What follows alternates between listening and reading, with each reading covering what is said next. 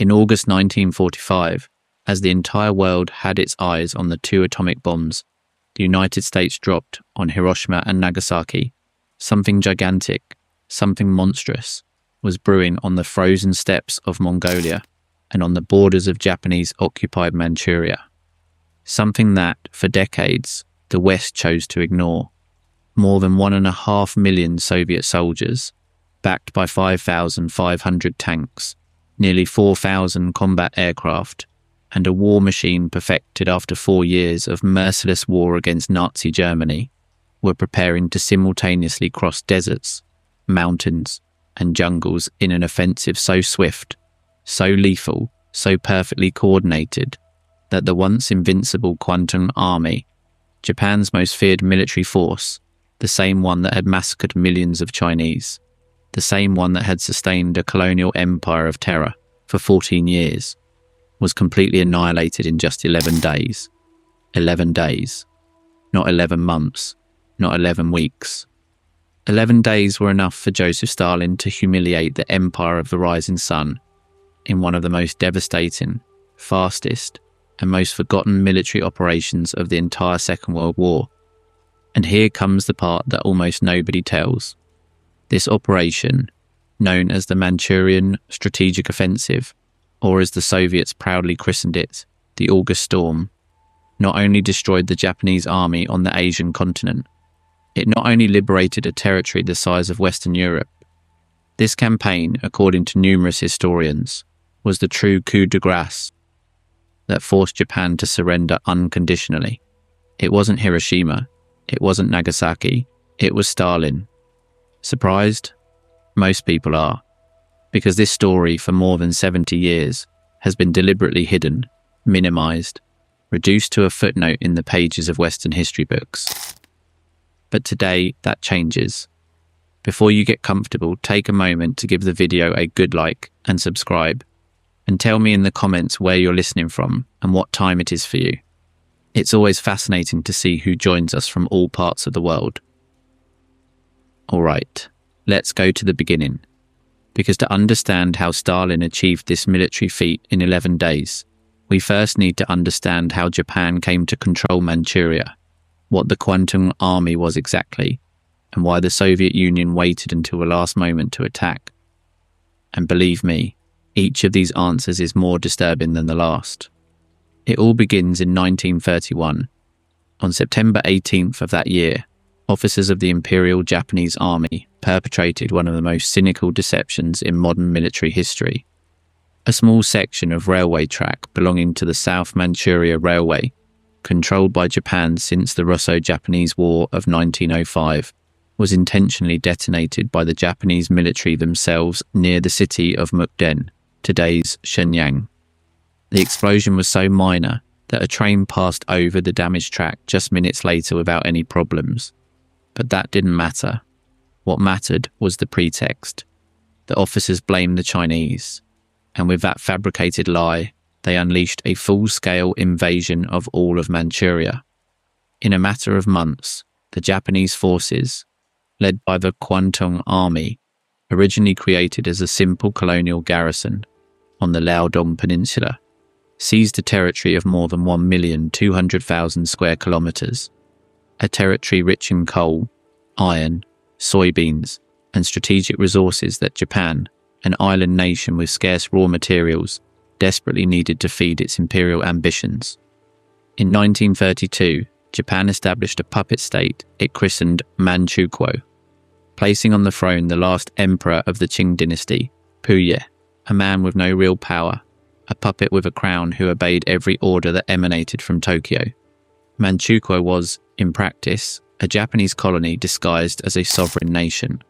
Its resources flowed to Japan, its population was exploited as cheap labor, and its territory became the laboratory for the most sinister experiments of the Japanese army. Remember Unit 731? We'll come back to it later. What that unit did on Manchurian soil defies any definition of humanity, but now is not the time. First, we need to understand why the Kwantung Army became the most powerful and most feared military force in the entire Asian Pacific. At its peak, Between 1941 and 1943, the Kwantung Army had more than 700,000 soldiers stationed in Manchuria. It was an elite force, the best divisions, the best officers, the best equipment Japan could offer. Its main mission, for years, was clear and forceful: to deter the Soviet Union. Because the border between Manchuria and the Soviet Union, a border of thousands of kilometers that stretched from Mongolia to the Pacific, was one of the most dangerous friction points on the planet. In fact, before the Second World War, Soviets and Japanese had already clashed in direct combat. In 1938, the forces collided at the Battle of Lake Khasan, a brief but bloody confrontation on the border between Manchuria, Korea, and the Soviet Union. And in 1939, a much larger confrontation erupted at Khalkhin Gol, on the border between Manchuria and Mongolia, a country allied with the USSR. There, a young and brilliant Soviet general named Georgy Zhukov, yes, the same Zhukov who would later crush the Nazis at Stalingrad, at Kursk, in Berlin, led a combined offensive of tanks, infantry and aviation that completely destroyed the Japanese forces. More than 18,000 Japanese soldiers died or were wounded. It was a humiliating defeat. And here is the crucial detail. That defeat at Khalkhin Gol in 1939 forever changed Japan's strategy. The Japanese High Command understood that facing the Soviet Union in a conventional land war was suicidal. The Soviet tanks, the Soviet artillery, the Soviet industrial capacity was simply too much. So Japan made a decision that would alter the course of history. Instead of expanding north, into Siberia, as many army generals wanted, Japan decided to expand south, into the Pacific, towards the oil and rubber resources of Southeast Asia. That decision led directly to the attack on Pearl Harbor on December 7th, 1941. That decision led to the war with the United States. That decision ultimately sealed the fate of the Japanese Empire. But while Japan set out to conquer the Pacific, something had to happen on the border with the Soviet Union. Something diplomatic. Something that, at the time, seemed like a masterstroke, but which in the long run would become the mortal trap that allowed Stalin to destroy the Kwantung Army 6 years later. On April 13th, 1941, just 2 months before Germany invaded the Soviet Union, Japan and the USSR signed the Soviet-Japanese Neutrality Pact, an agreement by which both nations pledged to maintain neutrality if either one went to war with a third country. For Japan, the pact was vital. It meant it could concentrate all its forces in the Pacific without fear of a Soviet attack from the rear. For Stalin, the pact was equally vital. It meant he could concentrate all his forces on the Western Front against Germany, without worrying about a Japanese invasion of Siberia. Both sides signed the pact for convenience. Both knew it was temporary. Both knew that when circumstances changed, the paper would turn to ash. And the circumstances did change. But when exactly did Stalin begin to plan the betrayal?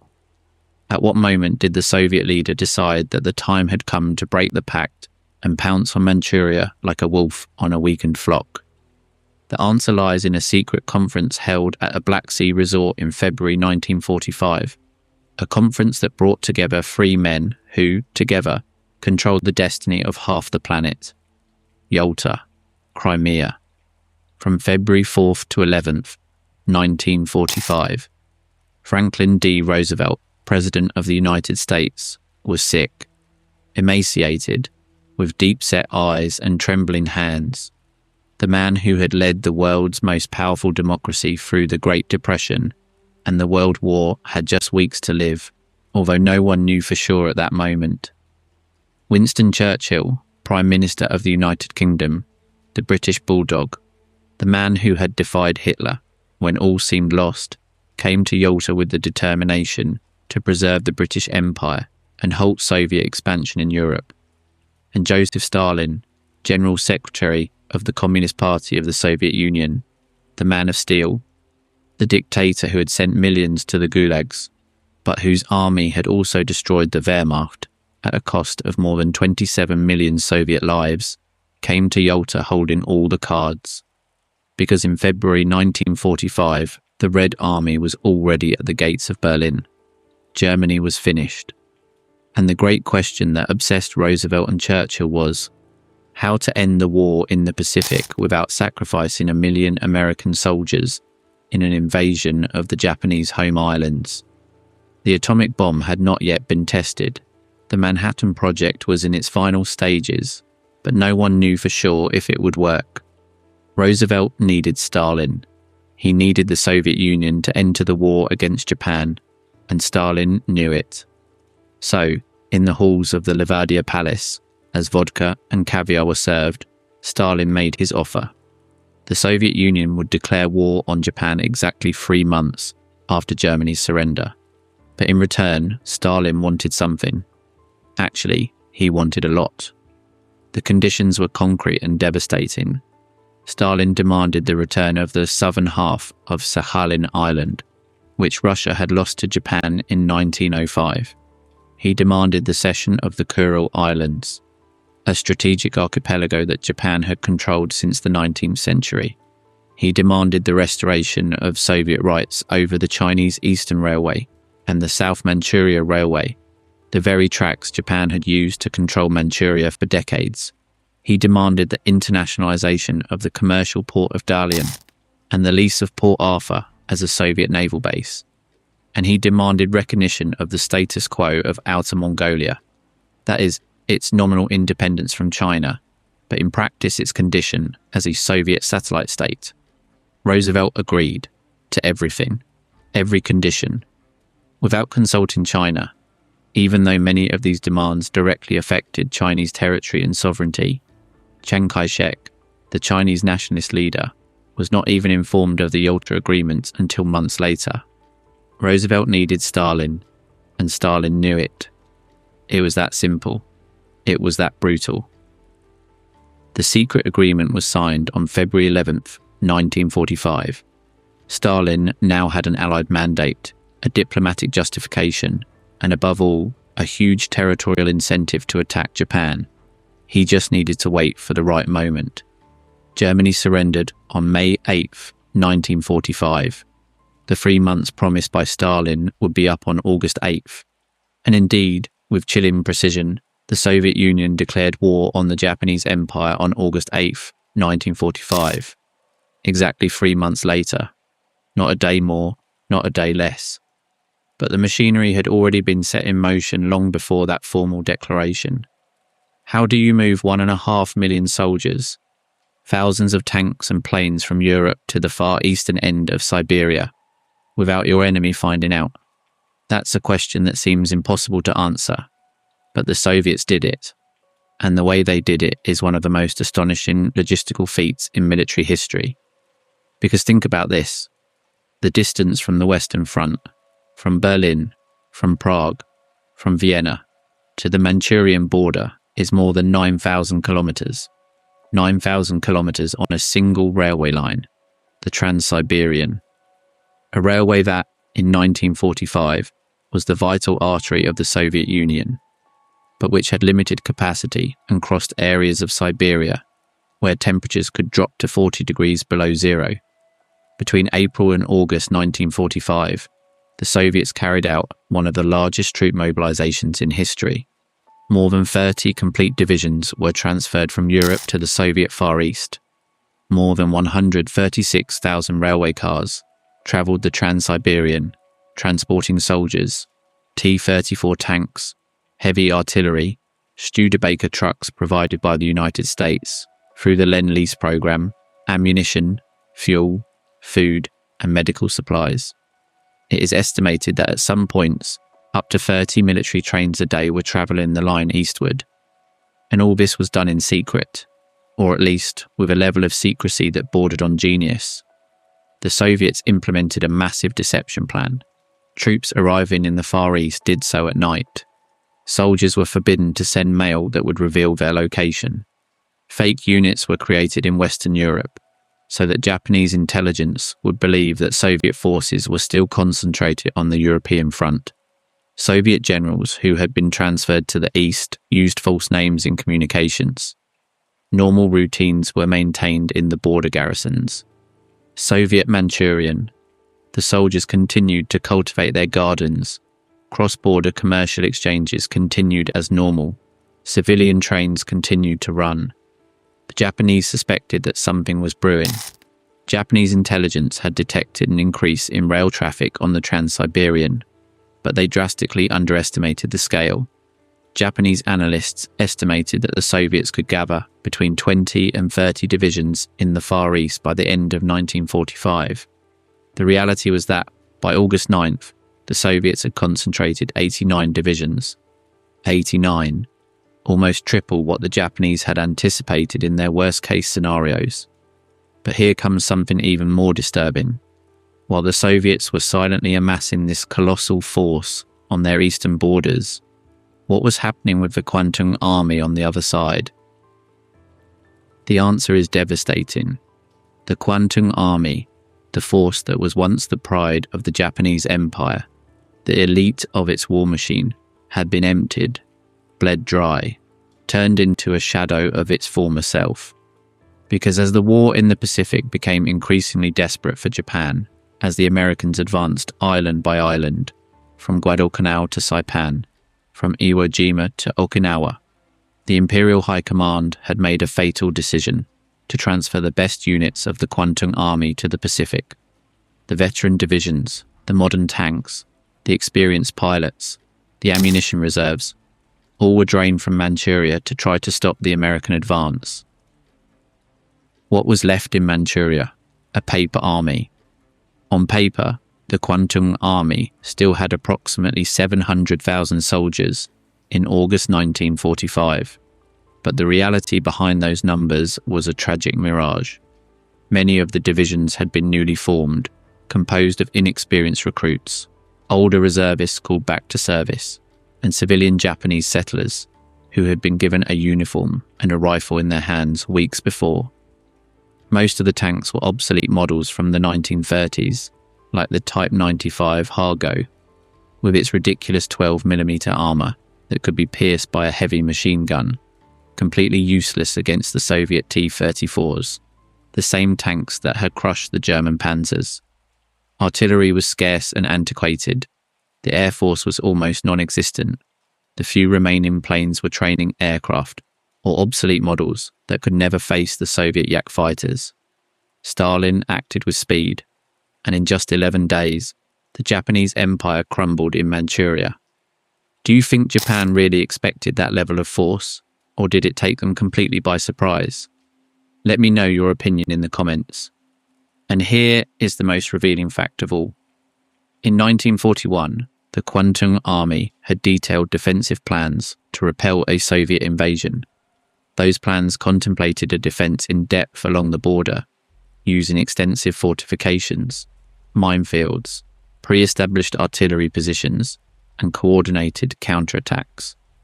But by 1945, those plans had been abandoned. Why? Because there were no longer enough troops to execute them. Instead, the new plan, if you can call it a plan, was to retreat, to fall back hundreds of kilometers into the mountainous interior of Manchuria and establish a final defensive line in the mountains of the center and southeast, hoping that the terrain and winter would slow down the Soviets. It was a desperate plan, a plan born of weakness, a plan that never had a chance to work because the Soviets attacked with such speed that the Japanese forces didn't even have time to retreat. But we're getting ahead of ourselves. Before we get to the attack itself, we need to meet the man Stalin chose to lead this operation. A man whose name rarely appears in Western history books, but who was, possibly, one of the most brilliant military strategists of the entire 20th century. His name was Alexander Mikhailovich Vasilevsky, Marshal of the Soviet Union, Chief of the General Staff of the Red Army for most of the war against Germany. The man who, along with Zhukov, designed Operation Uranus, which encircled and destroyed the German Sixth Army at Stalingrad, the mastermind behind Operation Bagration, which annihilated the German Army Group Center in Belarus in the summer of 1944, a defeat even more catastrophic for Germany than D-Day. Vasilevsky was meticulous, patient, brilliant in planning, and ruthlessly efficient in execution. Stalin entrusted him with the supreme command of the Soviet forces in the Far East, with the title of Commander-in-Chief of the Soviet High Command in the Far East. Under his command were grouped 3 fronts, equivalent to army groups, a Pacific Fleet, and a combined air force, which in total numbered approximately 1,577,725 soldiers, according to official Soviet figures. But many historians believe the real figure exceeded 1,700,000. The 3 fronts were the First Far Eastern Front, under the command of Marshal Kirill Meretskov, which would attack from the east, from the Primory region, the southeastern tip of Russia, where Vladivostok is located, advancing toward the center of Manchuria. The Second Far Eastern Front, under the command of General Maxim Bakayev, which would attack from the north, crossing the Amur River and advancing into the heart of Manchuria from the direction of Khabarovsk. And the Transbaikal Front, under the command of Marshal Rodion Malinovsky, which would attack from the west, from Mongolia, crossing the Gobi Desert and the Greater Khingan mountain range, a mountain barrier that the Japanese considered practically impassable for a large armoured force. Vasilevsky's idea was genius in its strategic simplicity, but terrifying in its scale. A gigantic double envelopment, a monumental pincer that would crush the Kwantung army from 3 directions simultaneously, cutting off all retreat routes, preventing any regrouping, destroying Japanese command and communication capabilities in the first hours. The model was the same deep encirclement strategy that the Soviets had perfected against the Germans. But here, the scale was even greater. The attack front extended for more than 4,600 kilometers. 4,600 kilometers of border that would be attacked simultaneously. To put that in perspective, the distance from Lisbon to Moscow is approximately 4,000 kilometers. The Soviet offensive in Manchuria covered a front longer than the distance separating Western Europe from Eastern Europe. And you know what's most incredible? That everything was programmed to begin at midnight. August 8th, 1945. Moscow, 1700 hours. Vyacheslav Molotov, the Soviet Minister of Foreign Affairs, the same Molotov of the Molotov-Ribbentrop Pact with Nazi Germany in 1939, the same Molotov of the cocktails that bear his name, summoned the Japanese ambassador in Moscow, Naotake Sato, to an urgent meeting. Sato had been desperately trying for weeks to use the Soviet Union as an intermediary to negotiate a peace with the Allies. Japan was desperate. Hiroshima had been wiped off the map 2 days earlier, on August 6th, and Sato, an experienced diplomat, harboured a last, fragile hope that the Soviets could help. What he received was the opposite. Molotov read him a formal declaration. The Soviet Union was declaring war on the Empire of Japan, effective from August 9th. The Neutrality Pact, that agreement Japan had considered its protective shield in the north, was nullified.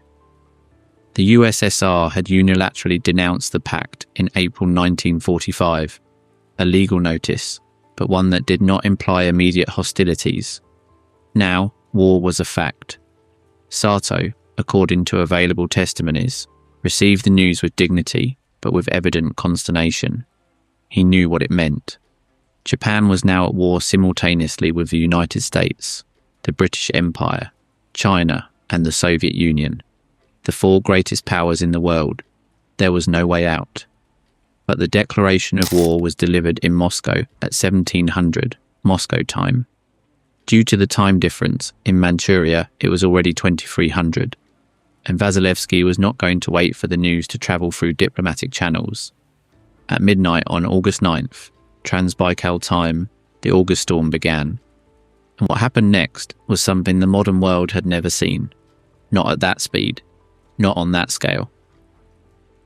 But how was it possible for an army of more than 1.5 million men to attack simultaneously on a front of 4,600 kilometers and advance with the speed of a lightning bolt?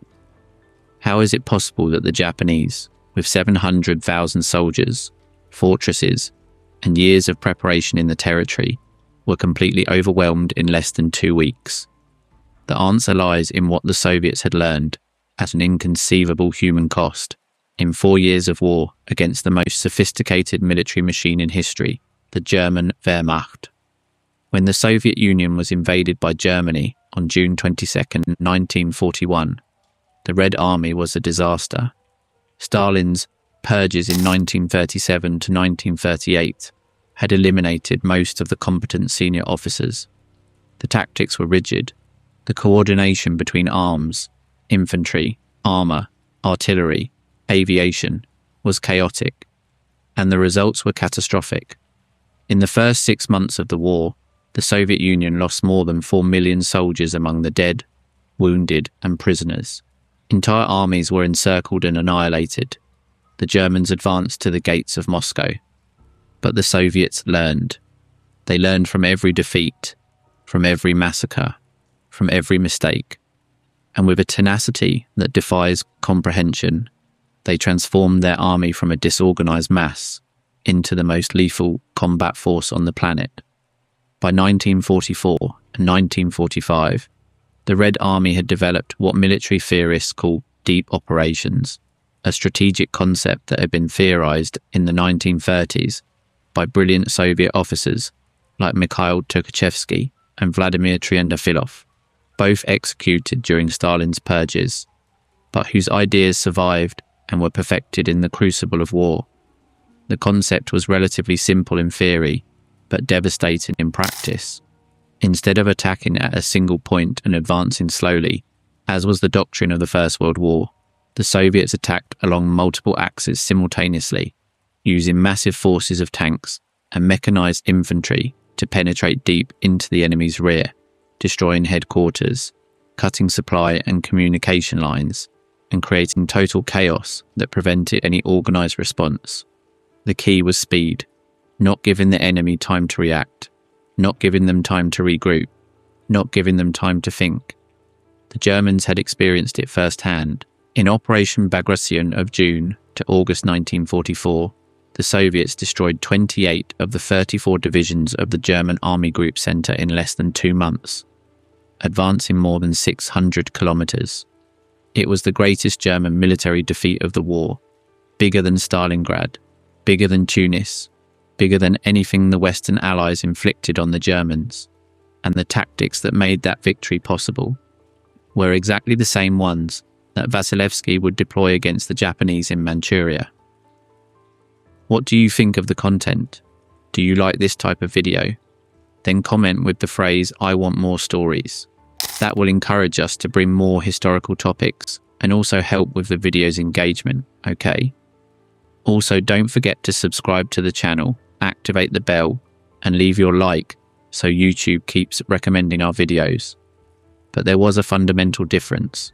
The Germans, even in 1944, remained a formidable enemy. Well-trained, well-equipped, with competent officers and veteran soldiers. The Japanese in Manchuria, in August 1945, were not. And that is what turned the August storm not into a battle, but into an operational massacre. Now, let's get into the details of the attack, because what happened between August 9th and 20th, 1945, deserves to be told with the meticulousness that history has denied it for too long.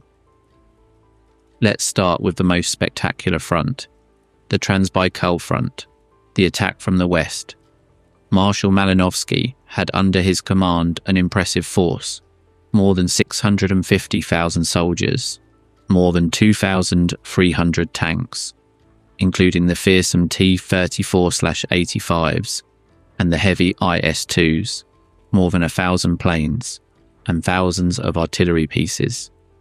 His mission was to cross from Mongolia, traverse the Gobi Desert on its eastern edge, and climb the Greater Khingan mountain range, a mountain chain up to 1,600 meters high, with limited passes, to then descend to the central plains of Manchuria and capture the key cities of Mukden, Changchun, and Chikiha.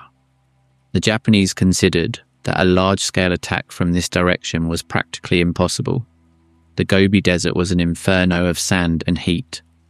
The Greater Khingan mountain range was a natural barrier that, according to Japanese analysis, would make the passage of large armoured formations impossible.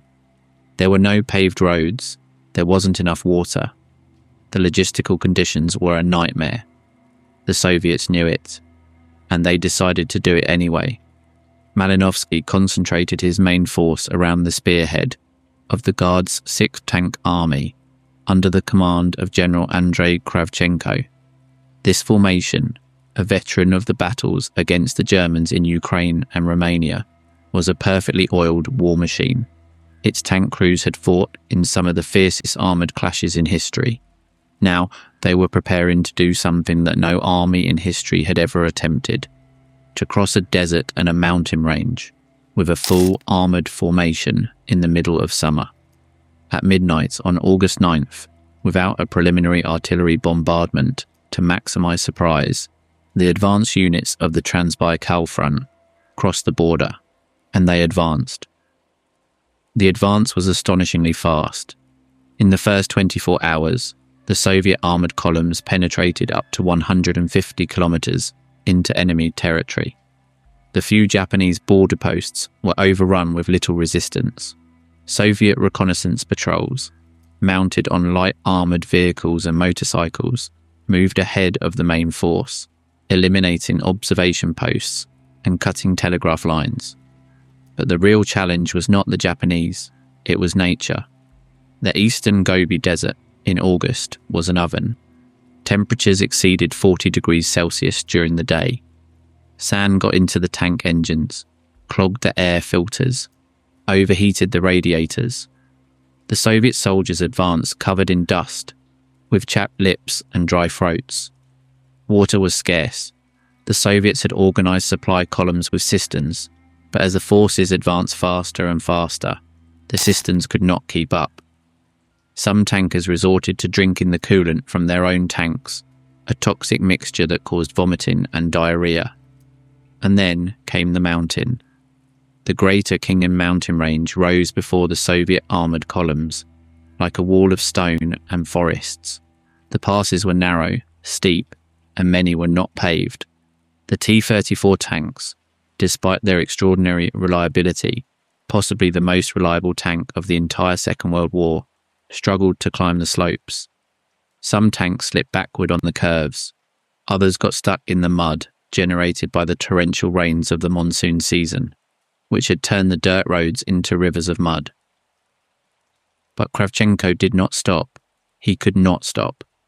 The key to the plan was speed.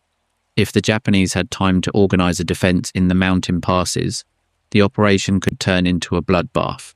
So the Soviet tankers pushed. They pushed through the sand. They pushed through the mud. They pushed up the mountain, with engines roaring and tracks screeching against the rock. And here something extraordinary happened. What the Japanese had considered impossible, the Soviets achieved in 48 hours. By August 11th, just 2 days after the start of the offensive, the advance units of the Guards' 6th Tank Army had crossed the Greater Khingan Range and were descending into the central plains of Manchuria. They had covered more than 350 kilometres in 2 days, through a desert and a mountain range. When Japanese intelligence finally confirmed that massive Soviet armoured formations were emerging on the other side of the range, the reaction was one of disbelief. The Japanese simply could not believe that the Soviets had achieved what their own planning had dismissed as impossible. And by the time disbelief turned to panic, it was already too late. Because while the Transbaikal front was crossing the mountains from the west, the other two fronts were unleashing their own storm from the east and the north.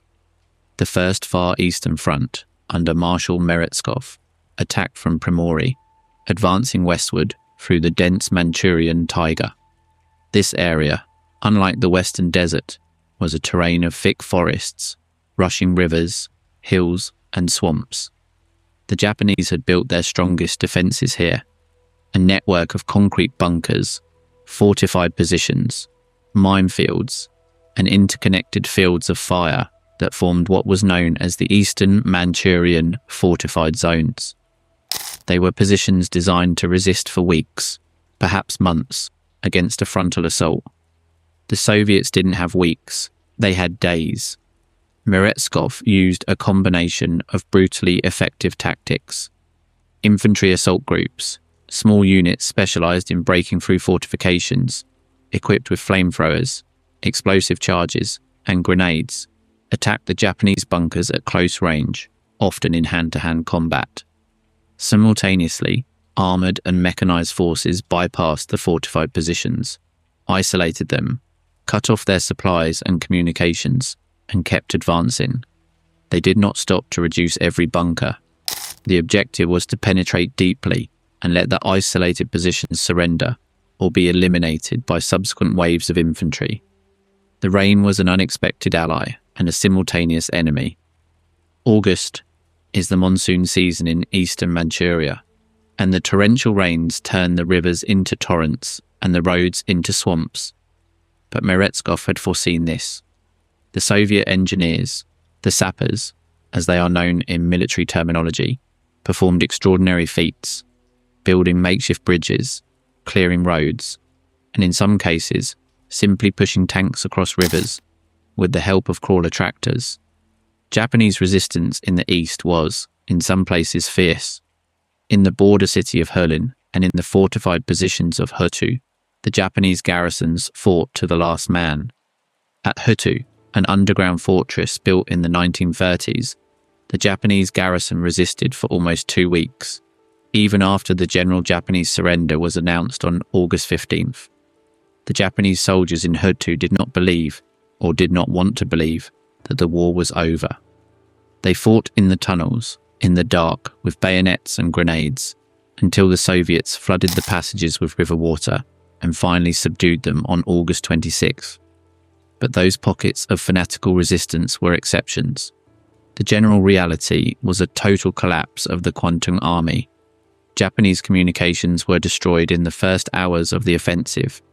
The headquarters of divisions and army corps lost contact with their subordinate units. Japanese commanders did not know where the Soviets were. They didn't know how many there were. They didn't know where they were attacking from. The chaos was absolute. And from the north, the Second Far Eastern Front under General Pukayev crossed the enormous Amur River, one of the longest rivers in Asia, with more than 2 kilometers of width in some points, and advanced southward, capturing key cities and communication nodes, cutting off escape routes to Korea and to the coast. The three fronts converged. The pincer was closing, and inside that pincer, hundreds of thousands of Japanese soldiers, along with hundreds of thousands of Japanese civilians, settlers who had been sent to Manchuria as part of the imperial colonization program, were trapped. But what was it like to live as a Japanese civilian in Manchuria in August 1945? What happened to those people when the world they knew collapsed in a matter of hours? This is where the story becomes truly heartbreaking, because the tragedy of the Japanese settlers in Manchuria is one of the saddest and least known stories of the entire Second World War. And it is a story that, to this day, provokes pain, shame, and debate in Japan. Since the 1930s, the Japanese government had actively promoted the emigration of Japanese families to Manchuria. The propaganda presented Manchukuo as a land of opportunity, a paradise, where Japanese farmers could obtain fertile land and prosper. In reality, much of that land had been confiscated from Chinese and Manchu peasants who were displaced, sometimes by force, to make room for the Japanese settlers.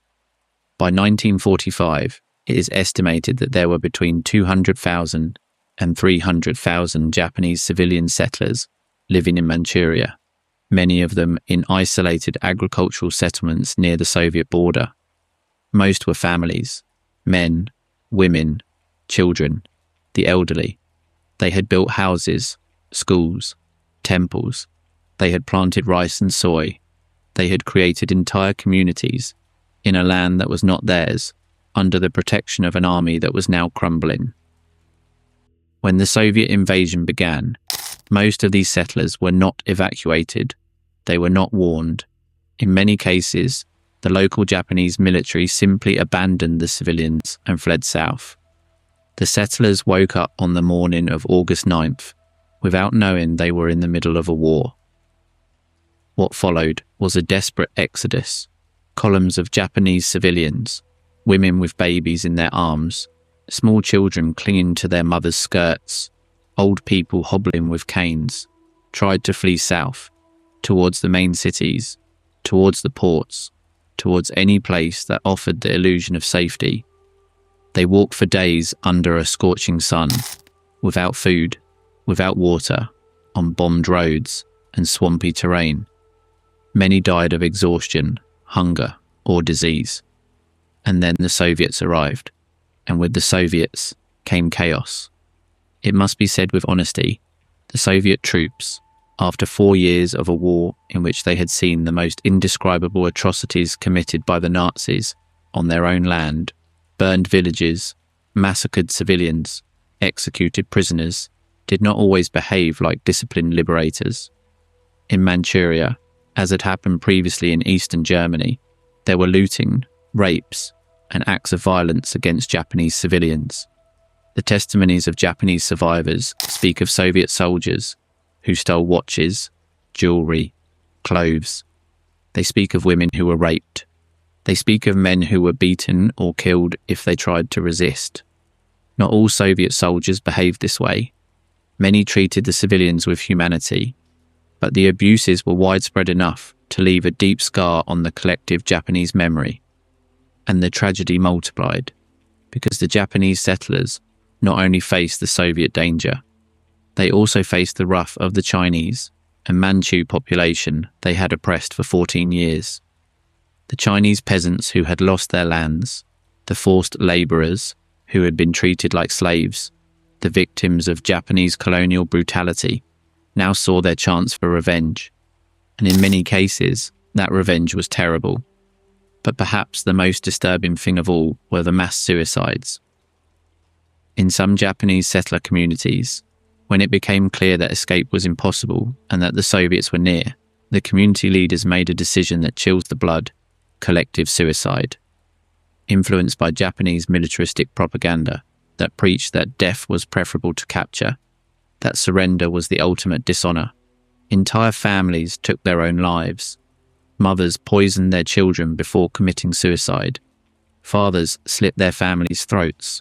Whole groups drowned themselves in rivers or threw themselves off cliffs. In the agricultural colony of Asabirakawa, in the current province of Heilongjiang, more than 400 Japanese settlers committed suicide or died in a desperate escape attempt in the days following August 9th. In another colony, Mashan, the figures were similar. These events, known in Japanese as Shudan Jiketsu, collective suicide, are one of the darkest pages, not only of the war, but of the human experience itself. And the children. Many Japanese children were orphaned in the chaos. Separated from their dead or disappeared parents, they were abandoned on the roadsides, in Chinese villages, in the ruins of the colonial settlements. Thousands of these children were taken in by Chinese families, who, despite all the suffering inflicted by Japan, raised these orphans as their own.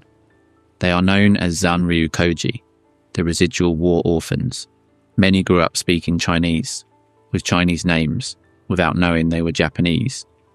It was not until decades later, in the 1970s and 1980s, that the Japanese government timidly began to search for and repatriate these orphans. By then, many were adults with their own families, trapped between two identities, between two countries, between two worlds that had betrayed them. The story of these orphans is a brutal reminder that war does not end when the cannons fall silent. Its consequences reverberate for generations. But let's return to the battlefield, because while civilians fled and died, the Soviet military machine continued to advance with terrifying efficiency. By August 12th, just 3 days after the start of the offensive, the forces of the Transbaikal Front had completely descended from the Greater Khingan mountain range and were advancing across the central plains of Manchuria at a speed that astonished even the Soviet commanders themselves. The Guards' 6th Tank Army had covered more than 500 kilometers in 3 days. The Soviet armored columns were advancing so fast that their main problem was no longer the enemy, but fuel. The tanks consumed enormous amounts of diesel, and the supply lines could not keep up with the pace of the advance. Vasilevsky, in a bold decision, ordered aerial resupply.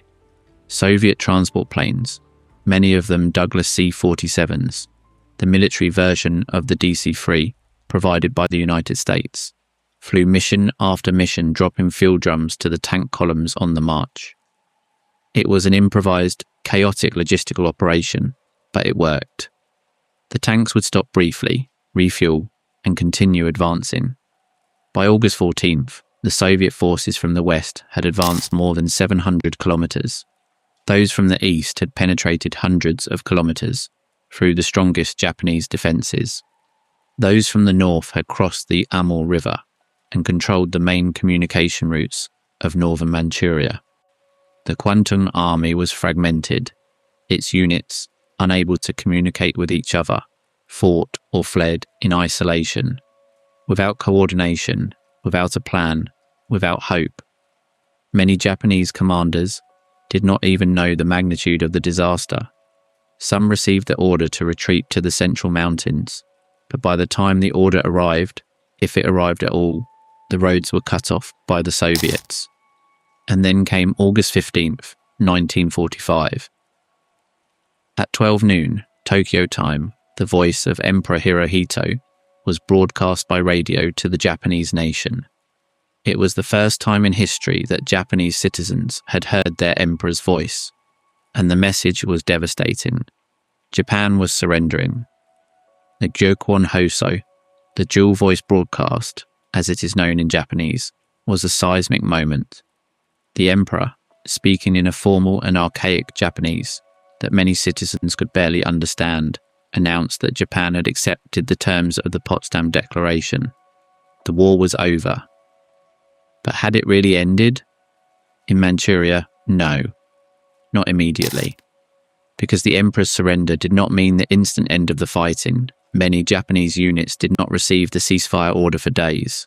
Others received it, but refused to obey. And the Soviets, for their part, had no intention of stopping until they had reached all their territorial objectives. Why didn't Stalin stop his advance? This is a crucial question, and the answer reveals much about the nature of the Soviet leader and his true intentions. Stalin knew that every additional kilometer the Red Army advanced in Manchuria, in Korea, in Sakhalin, in the Kurils, would translate into geopolitical influence in the post-war world. Every captured city, every seized port, every controlled railway line was one more piece on the Cold War chessboard that was already looming on the horizon. Stalin was not just fighting against Japan, he was competing with the United States for control of the future of East Asia. So the Red Army kept advancing. On August 16th, Soviet paratroopers were dropped on the cities of Mukden, Changchun, Harbin and Kirin, capturing airports, general headquarters and communication centres before the ground columns arrived. These airborne operations were bold and risky. Small units of 1 to 200 paratroopers were dropped on cities defended by Japanese garrisons that had not yet surrendered. In most cases, the boldness worked. The disoriented and demoralized Japanese surrendered to Soviet forces that were numerically inferior but acted with a confidence and a demolishing aggressiveness. In Mukden, the Soviet paratroopers captured something extraordinary: the last emperor of China, Puyi. The man whom the Japanese had installed as the puppet emperor of Manchukuo was trying to flee by plane when the Soviets took the airport. Puyi was captured and sent to the Soviet Union, where he would remain a prisoner for 5 years before being handed over to Mao Zedong's Communist China. His story, from emperor to prisoner, is one of the most extraordinary arcs of the 20th century and was immortalized in the film The Last Emperor by Bernardo Bertolucci in 1987. But the capture of Puyi was just a footnote in the cataclysm that was unfolding, because the Soviets captured something much more sinister in Manchuria, something that the Japanese had desperately tried to destroy before it fell into enemy hands, something so macabre, so inhuman, that its existence was hidden from the world for decades. Unit 731. Have you ever heard of Unit 731? If you haven't, prepare yourself. Because what you are about to hear is one of the most disturbing stories, not only of the Second World War, but of all human history. And the fact that it is so little known is, in itself, a scandal. Unit 731, officially known as the Epidemic Prevention and Water Purification Department of the Kwantung Army, a deliberately innocuous name designed to hide its true nature, was a biological warfare and human experimentation program led by General Shiro Ishii, a microbiologist of the Imperial Japanese Army. It operated from a huge complex on the outskirts of Harbin, in the heart of Manchuria, a complex that included laboratories, pressure chambers, confinement cells, crematoria, and open-air testing grounds. What did Unit 731 do? It experimented on living human beings. The prisoners, whom the Japanese called maruta, meaning logs of wood, as if they were inanimate objects, not people, were subjected to experiments that defy any notion of human decency. They were deliberately infected with diseases such as bubonic plague, cholera, anthrax, typhoid, and smallpox to study the effects of the diseases on the human body. They were subjected to vivisections, surgeries on living bodies without anesthesia, to observe the internal organs as the disease progressed. Their limbs were amputated to study blood loss. Their hands and feet were frozen by immersing them in icy water for hours, sometimes days, to then attempt to fool them with different methods and document the tissue damage. They were placed in pressure chambers until their eyes popped out of their sockets. They were centrifuged to death. They were deprived of water, food, sleep. They were injected with air into their veins to cause embolisms. They were injected with horse urine and seawater to observe the organism's reactions. And the most chilling of all, they were cut open, alive, conscious, without a drop of anesthesia, so that the army surgeons could practice their surgical skills on bodies that were still breathing, still screaming, still pleading. Organs, livers, kidneys, stomachs were extracted while the prisoner's heart was still beating. The doctors observed the internal functioning of the human body in real time, as if they were dissecting a frog in a high school biology class. How many people died in those horror labs? The figures are imprecise because the Japanese destroyed most of the records at the end of the war, but historians estimate that between 3,000 and 6,000 people died directly as a result of the experiments in the Pingfang complex near Harbin. And that only counts the victims inside the complex. Outside of it, the biological weapons developed by Unit 731, ceramic bombs loaded with plague-infected fleas, planes that dispersed cholera over Chinese cities, water wells poisoned with typhoid, killed hundreds of thousands of Chinese civilians. Some calculations raised the figure to 200,000 victims, possibly more.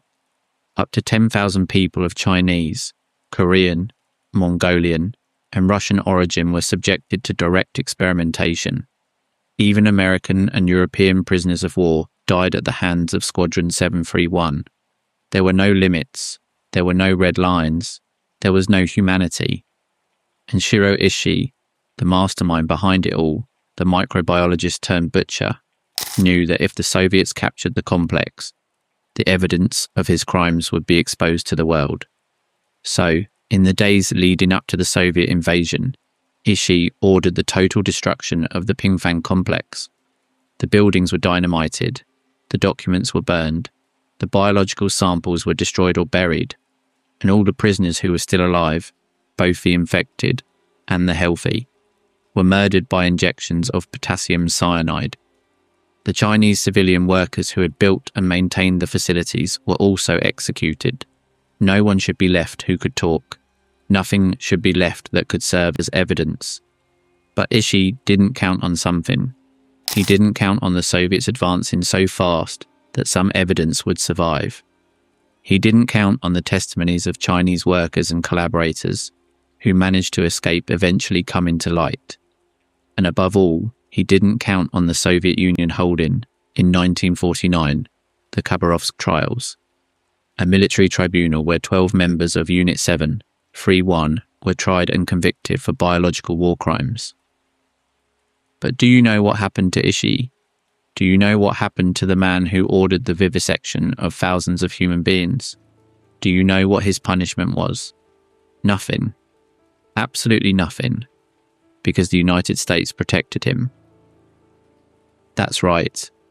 The same country that tried and executed Nazi war criminals in Nuremberg decided that Shiro Ishii and his collaborators were too valuable to be prosecuted.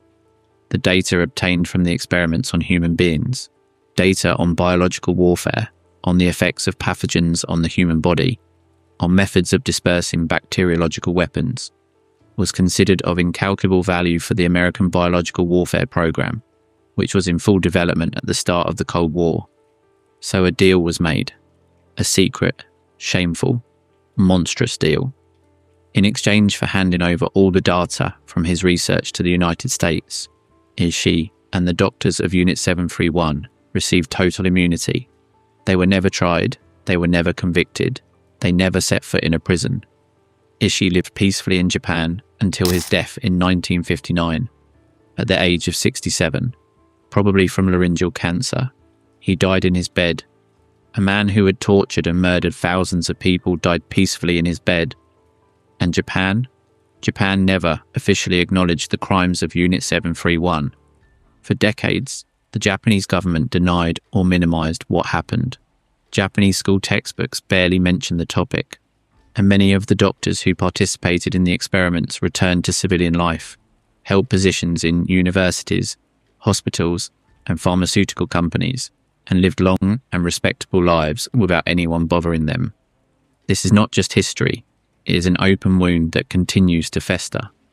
Even recently, China has received from Russia evidentiary documents related to the activities of Unit 731, evidence that for decades remained classified in Soviet archives. The truth slowly is still emerging, but justice for the victims never came. How is it possible that something like this happened? How is it possible that those responsible never paid?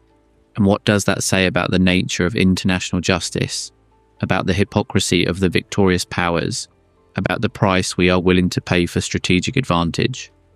These are questions that don't have easy answers, but they are questions that must be asked. Because to forget what happened in Pingfang would be to betray every single person who died there. Now then, let's return to the August storm, because while the remains of Unit 731 were burning in Harbin, the Red Army continued its unstoppable advance throughout Manchuria. And what happened in the days following August 15th, after Emperor Hirohito announced the surrender, was so chaotic, so confusing, so tragic, that it deserves a detailed analysis. Do you remember we mentioned that the surrender did not mean the immediate end of the fighting? Well, the situation on the ground was much more complicated than any radio announcement could resolve. To begin with, many Japanese units in Manchuria simply did not receive the order to surrender. Communications had been destroyed by the Soviets. In the first hours of the offensive, the telegraph lines were cut. Radio stations had been bombed or captured. Entire divisions were isolated in the mountains, in the forests, in fortified positions, without contact with the Kwantung Army headquarters in Changchun. For these soldiers, the war continued. Secondly, even the units that received the order to surrender did not always obey it. Japanese military culture, forged over centuries of samurai tradition and reinforced by decades of militaristic propaganda, considered surrender as the greatest possible dishonor. Many Japanese officers preferred to die fighting or commit suicide rather than hand over their swords to the Soviets. In some cases, officers who tried to comply with the surrender order were assassinated by their own subordinates, who considered capitulation a betrayal of the emperor. And thirdly, the Soviets had their own reasons to keep advancing, regardless of what the Japanese emperor said. Stalin wanted accomplished facts on the ground. Every captured city, every taken port, every kilometre of railway under Soviet control strengthened the USSR's negotiating position in the post-war world order. So the fighting continued, and in some places, with terrifying ferocity.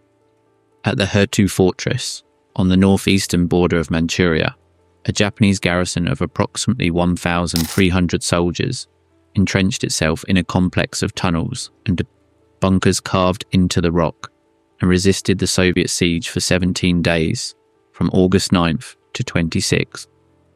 The Japanese fought with suicidal determination. When they ran out of ammunition, they fought with bayonets. When they ran out of bayonets, they fought with knives and stones. When the Soviets tried to seal the tunnel entrances, the Japanese opened new exits. When the Soviets pumped water into the passages, the Japanese moved to higher levels. Finally, the Soviets used heavy artillery and demolition explosives to collapse the main entrances, burying the defenders under tons of rubble. Of the 1,300 Japanese defenders, fewer than 50 survived. In the city of Mudanjiang, east of Manchuria, one of the few significant conventional battles of the entire campaign was fought. The Japanese garrison, reinforced by units that had withdrawn from the border positions, tried to mount an organized defense. The Japanese used suicide attacks, what in the West is known as banzai charges, and what the Japanese called gyokusai charges, literally destruction of the jewel, a euphemism for total sacrifice. Waves of Japanese soldiers, many of them without firearms, charged the Soviet positions, screaming and brandishing swords. The Soviets mowed them down with machine guns and artillery. It was a massacre, but the Japanese resistance in Mudanjiang delayed the Soviet advance from the east for 2 days before the city fell. However, these pockets of resistance were exceptions in a landscape of total collapse. The vast majority of the Kwantung army surrendered or disintegrated. Japanese soldiers abandoned their weapons and uniforms, dressed in civilian clothes, and tried to blend in with the Chinese population to escape. Endless columns of Japanese prisoners marched to the designated assembly points by the Soviets, with their hands on their heads, their eyes vacant, their faces covered in dust and defeat. The prisoner figures were staggering. In the course of the operation, the Soviets captured approximately 640,000 Japanese soldiers. 640,000. It was the largest mass surrender in the history of the Imperial Japanese Army, a force that prided itself on never surrendering. And what awaited those prisoners, once they were sent to labor camps in Siberia, was another tragedy that deserves to be told. But before we get to that, let's pause for a moment, because the August storm was not limited to Manchuria. The Soviet offensive simultaneously extended to other territories that Japan had controlled for decades. And the consequences of those secondary operations resonate to this day. Have you ever wondered why Korea is divided in two? Why is there a North Korea and a South Korea? The answer in large part lies in what happened in August 1945. Korea had been a Japanese colony since 1910. 35 years of brutal occupation during which Koreans were subjected to a policy of forced assimilation. They were forbidden to speak their language. They were forced to adopt Japanese names. They had their lands confiscated. Their men were recruited as forced labourers, and their women as comfort women, an obscene euphemism for sexual slavery. When the Soviet offensive began on August 9th, the forces of Marshal Meretskhov's First Far Eastern Front not only advanced toward the centre of Manchuria, but also headed south, toward the border between Manchuria and Korea. By mid-August, Soviet units were crossing the Tumen River and entering northern Korea. This alarmed the Americans enormously. Until that moment, there were no American troops in Korea. The nearest army was in Okinawa, hundreds of kilometers away. If the Soviets continued to advance south unopposed, the entire Korean peninsula could fall under Soviet control, and by extension, under the influence of communism. So, in a decision made in great haste, literally in one night, 2 young US Army colonels, Dean Rusk, who would later become Secretary of State under Presidents Kennedy and Johnson, and Charles Bonesteel, were given the task of proposing a demarcation line to divide the Soviet and American zones of operation in Korea. They consulted a National Geographic map, Yes, a magazine map, and drew a line along the 38th parallel, a line that divided the peninsula approximately in half. The proposal was sent to the Soviets, and to the surprise of many, Stalin accepted. He halted the advance of his troops at the 38th parallel, even though he could have easily occupied the entire peninsula. Why did Stalin accept? Historians debate. Some believe that Stalin, having already secured enormous territorial gains in Manchuria, Sakhalin, and the Kurils, did not want to provoke a direct confrontation with the United States over Korea. Others suggest that Stalin had long-term plans for Korea that required patience, not haste. Whatever the reason, the line of the 38th parallel, hastily drawn on a magazine map, became the border between two worlds, the Soviet North and the American South.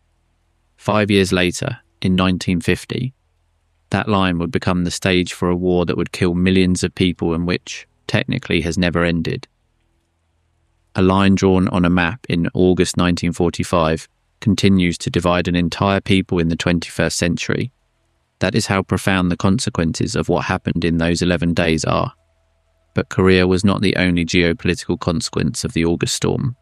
Another is found much further north, in an archipelago battered by wind and fog, between the North Pacific and the Sea of Okhotsk, the Kuril Islands, an archipelago of 56 volcanic islands that extends from the northern tip of Japan, Hokkaido, to the Kamchatka Peninsula, in the far east of Russia. Before 1945, the Kurils were Japanese territory. After August 1945, they became Soviet territory, and that territorial dispute remains unresolved. Between August 18th and September 5th, 1945, Soviet forces invaded and captured all the Kuril Islands, including the four southernmost islands, Iturup, Kunashir, Shikotan, and the Habomai Group, which Japan still claims to this day as its northern territories. Japanese resistance in the Kurils was variable. On some islands, the garrisons surrendered peacefully. On others, there were fierce battles. On the island of Shumshu, the northernmost one, the Japanese mounted a particularly tenacious defence. The garrison, well entrenched in fortified positions, repelled several Soviet amphibious assaults, inflicting significant casualties. It was one of the few battles of the campaign where the Soviets suffered more casualties than the Japanese. But in the end, Soviet numerical and firepower superiority prevailed, and the garrison surrendered on August 23rd. The Soviet capture of the Kurils created a territorial dispute that has poisoned relations between Russia and Japan for more than 80 years. Japan and Russia never signed a formal peace treaty after the Second World War. The Kuril issue is the main reason. And every time a Russian leader visits the disputed islands, Japan issues a diplomatic protest.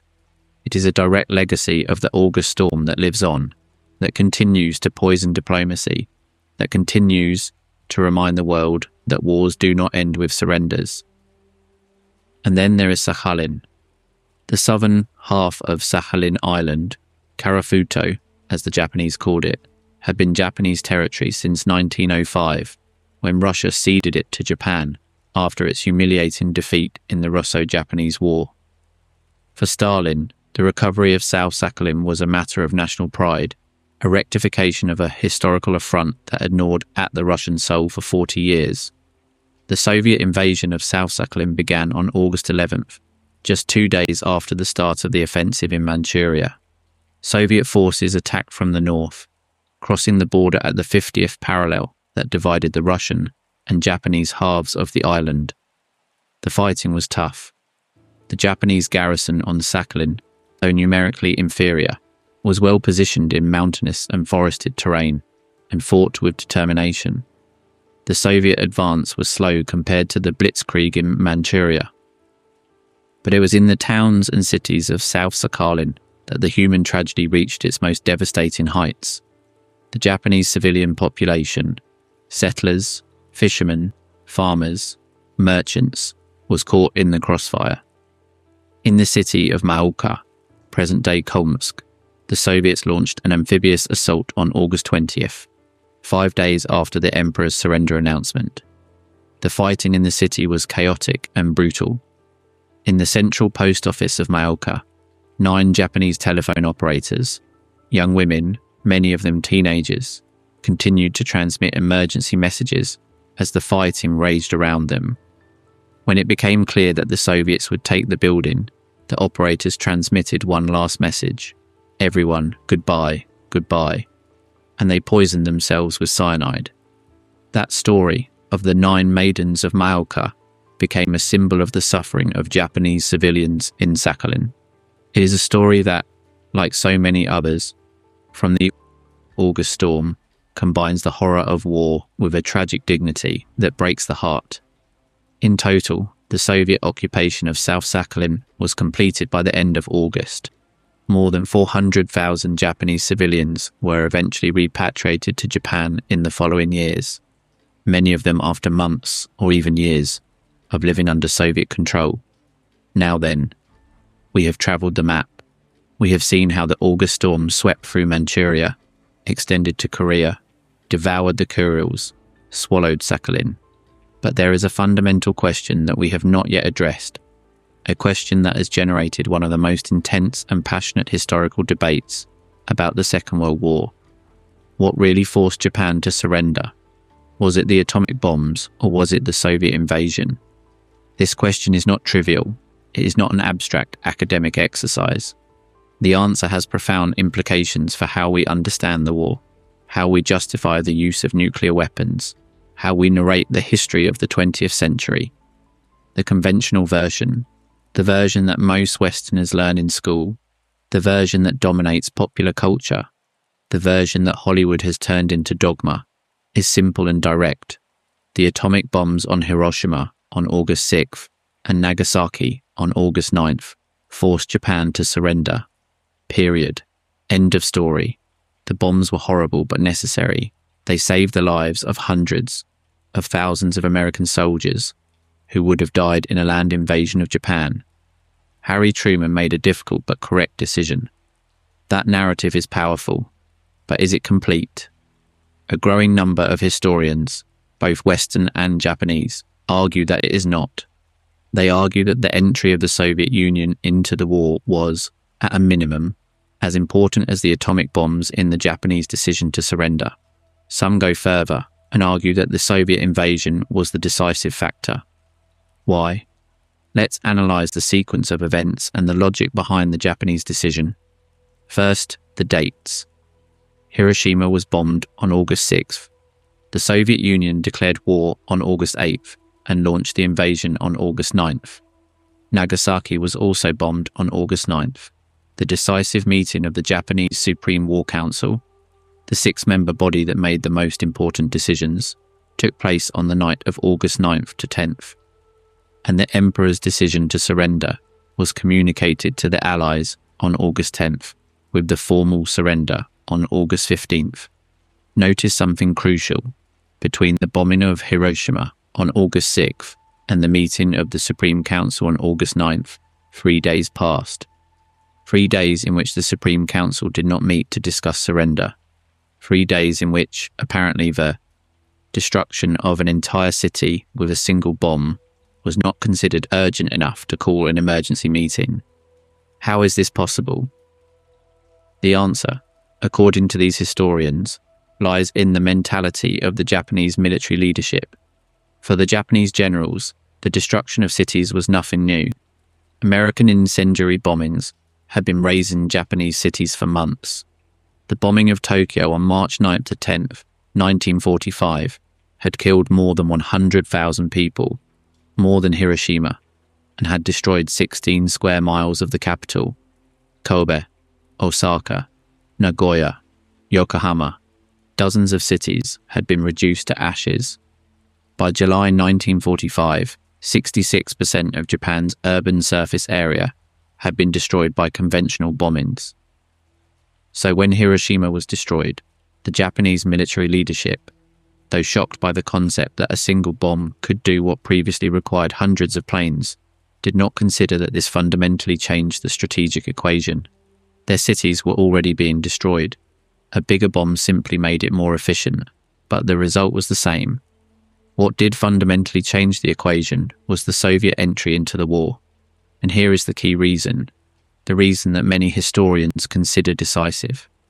The Japanese leadership, since early 1945, knew that the war was lost in the conventional military sense. They could not defeat the United States. But not all members of the leadership were willing to accept an unconditional surrender, which was what the Allies were demanding. The militarists, the generals who controlled the army and navy, had an alternative strategy, Ketsugo, the plan for the final defense of the Japanese home islands. The Ketsugo plan contemplated a massive suicidal resistance against the American invasion of Japan. The idea was to inflict so many casualties on the invaders that the Americans, weary of war and horrified by the losses, would accept a negotiated peace instead of an unconditional surrender. The Japanese planned to mobilize millions of civilians, men, women, the elderly, adolescents, armed with sharpened bamboo, grenades, and suicide bombs. The kamikaze, the explosive boats, the midget submarines, the suicide divers, all would be deployed in a fanatical defense. Was it a realistic plan? Probably not. It would have resulted in the deaths of millions of Japanese without changing the final outcome. But the militarists believed in it, and as long as they believed in it, they opposed surrender. But there was another element in the Japanese strategy, a diplomatic element. Some members of the Japanese leadership, especially those in the Ministry of Foreign Affairs and the Emperor's advisors, hoped that the Soviet Union could serve as a mediator to negotiate a peace with the Allies that would preserve at least some of the Japanese gains, perhaps Korea, perhaps Manchuria, and above all, the institution of the Emperor, which for the Japanese was sacred and non-negotiable. That is why Ambassador Sato in Moscow had been frantically trying for weeks to secure Soviet mediation. It was Japan's last diplomatic card, the last hope for a peace that was not a total surrender. And on August 8th, that card was destroyed. When the Soviet Union declared war, it not only eliminated the possibility of Soviet mediation, but it destroyed the militarists' last strategic justification for continuing to fight. Because the Ketsugo plan depended on a fundamental premise that the Soviet Union would remain neutral. If the USSR was neutral, Japan only faced an invasion from one direction, from the south, across the Pacific. But if the USSR entered the war, Japan faced an invasion from two directions, from the south by the Americans and from the north by the Soviets. And against two superpowers attacking simultaneously, no defense was possible. Neither the Ketsugo plan, nor the kamikaze, nor the millions of civilians with bamboo spears could stop that. Furthermore, and this is perhaps the most revealing, the Japanese leadership had a specific and profound fear of the Soviet Union that they did not feel towards the United States. The Japanese knew that if the United States occupied Japan, it would probably keep the emperor in some form, because the Americans needed the emperor to control the population and facilitate the occupation. But if the Soviet Union participated in the occupation of Japan, as it had participated in the occupation of Germany, the monarchy would be abolished. The emperor would be executed or tried as a war criminal, and Japan would become a communist state. That was what truly terrified the Japanese leadership. Not the destruction of their cities, that was already happening. Not the death of more civilians. Millions had already died. What terrified them was the prospect of a communist revolution, the destruction of the imperial system, the end of the institution they considered the very essence of the Japanese nation. And the Soviet invasion of Manchuria made that nightmare terribly real, because if the Soviets could destroy the Kwantung army in days, how long would it take them to cross to Hokkaido? How long would it take them to be in Tokyo? So, according to this interpretation, the logical sequence of the Japanese leadership was as follows. Hiroshima was horrible, but it did not fundamentally change the strategic situation. The Soviet declaration of war and the invasion of Manchuria did change it. Nagasaki, which occurred on the same day the Soviet invasion began, reinforced the panic, but it was the combination of both factors, the bombs and the Soviets, that finally broke the stalemate within the Supreme War Council. Because in that council for months, there had been a stalemate. 3 members, the Minister of Foreign Affairs, the Minister of the Navy and the Prime Minister, favoured peace. 3 members, the Minister of War and the Chiefs of Staff of the Army and the Navy, opposed surrender. A perfect stalemate. And in the consensus culture of Japan, a stalemate meant inaction. The personal intervention of Emperor Hirohito was necessary, something unprecedented in modern Japanese politics, to break the stalemate. At the meeting on August 9th to 10th, in the underground bunker of the Imperial Palace, the Emperor, with tears in his eyes according to some testimonies, declared that the suffering of the Japanese people was unbearable and that the Potsdam Declaration should be accepted, that is, unconditional surrender. But even then, there was a coup attempt. On the night of August 14th to 15th, a group of young army officers tried to storm the Imperial Palace to prevent the broadcast of the Emperor's surrender message. They assassinated the commander of the palace guard, searched the archives for the recording of the imperial speech, and surrounded the NHK building to prevent the broadcast. They failed. The recording was hidden in a place they could not find, and the next morning, the leaders of the coup committed suicide. The surrender was broadcast at noon on August 15th, but the war continued in Manchuria. And what happened to the 640,000 Japanese prisoners captured by the Soviets? This is the last great tragedy of the August storm, and it is a story that Japan still mourns.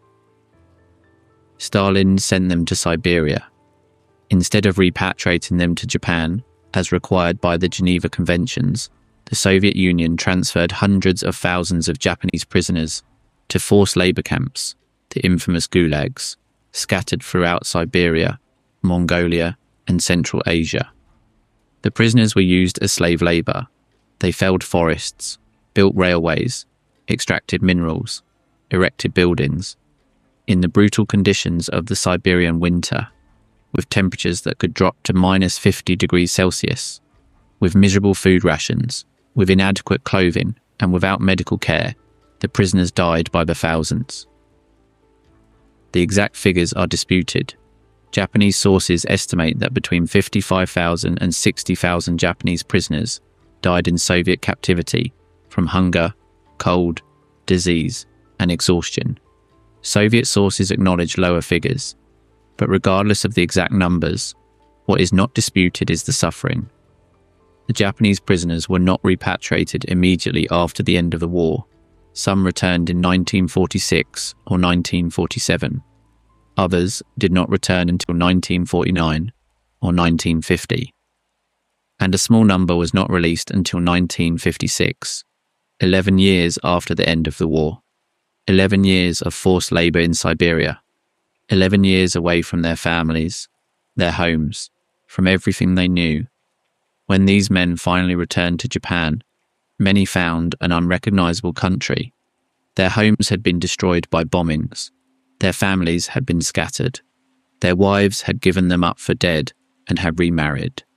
Their children did not recognise them. And Japanese society, busy with reconstruction and the economic miracle, did not always receive them with open arms. Many ex-captives were viewed with suspicion. Why had they surrendered? Had they been brainwashed by the communists? Were they Soviet agents? The former prisoners of Siberia became broken men who wandered through a country that no longer recognized them as its own. Many never spoke of what they had lived through. Many carried that silence to the grave. But do you know who suffered the most among all the actors in this drama? It wasn't the soldiers. It wasn't the generals. It wasn't the politicians. It was those who never asked to participate in this war. It was those who never had a voice, a vote, or a choice. The civilians. Because if there was one group that paid the highest price in the August storm, in proportion to their vulnerability, their innocence, their inability to defend themselves, it was the civilians. The Japanese settlers who died in Manchuria, the raped women, the orphaned children, the telephone operators of Maoka, who poisoned themselves rather than surrender. The Chinese and Korean peasants, who were liberated from Japanese oppression only to find themselves under the Soviet boot. The Manchu inhabitants who saw their land turned into a battlefield for the third time in 14 years. And among them all, there are individual stories that crystallize the horror in a way that the grand figures and military strategies can never capture. The story of Mariko. We don't know her last name. We only know she was an 8-year-old Japanese girl living with her family in an agricultural colony near the Soviet border. When the invasion began, her father was conscripted at the last minute by the army and disappeared. Her mother, carrying a baby and dragging Mariko by the hand, joined a column of refugees marching south. They walked for 3 days. The baby died of dehydration on the second day. The mother, crazed with grief, continued to carry the corpse for hours before other refugees convinced her to leave it on the road. On the third day, a group of Chinese bandits attacked the column. In the chaos, Mariko was separated from her mother and was left alone on the side of a Manchurian road at 8 years old, without family, without food, without water, without a language to ask for help. She was taken in by a family of Chinese peasants who raised her as if she were their daughter. She did not return to Japan until she was over 50 years old. By then, her memories of a Japanese childhood had faded like a dream. How many Marikos were there? Thousands, tens of thousands, each with her own story of loss, of fear, of improbable survival, each one a universe of suffering compressed into a life. The August storm officially lasted from August 9th to 20th, 1945, although the fighting continued sporadically until early September. In those 11 days, or if we include the operations in Sakhalin and the Kurils, approximately 1 month, the map of East Asia was redrawn in a way that continues to define the geopolitics of the 21st century. Let's summarize the consequences, because they are as vast as the territories that changed hands. Manchuria was returned to China, but not without conditions. The Soviets systematically looted Manchurian industry before withdrawing. Entire factories were dismantled. Industrial equipment was loaded onto trains and sent to the Soviet Union. It is estimated that the Soviets took industrial equipment, valued at more than $2 billion of the time, a colossal figure. Manchuria, which under Japanese occupation had been the most industrialized region of China, was stripped of much of its productive capacity. When the communist forces of Mao Zedong and the nationalists of Chiang Kai-shek began to fight for control of Manchuria. In 1946, they did so in an economically devastated territory. And speaking of the Chinese Civil War, the August Storm also played a crucial role in the final victory of the communists. The Soviets, before withdrawing from Manchuria, handed over enormous quantities of captured Japanese weapons, rifles, machine guns, artillery, ammunition, to Mao's People's Liberation Army. Those weapons, along with Soviet training and logistical support, allowed the communists to turn Manchuria into their power base. From Manchuria, in 1948 to 1949, the communists launched the final offensive that would lead them to victory and to the proclamation of the People's Republic of China on October 1st, 1949.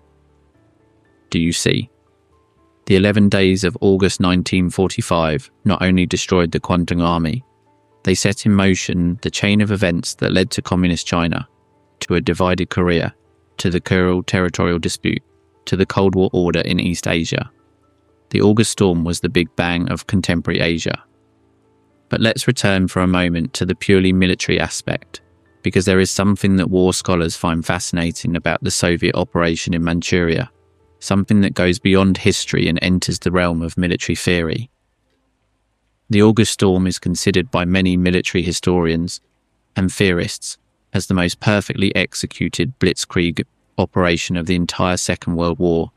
Yes, more than any German operation, more than the invasion of France in 1940, more than Operation Barbarossa, more than any of Rommel's campaigns in North Africa.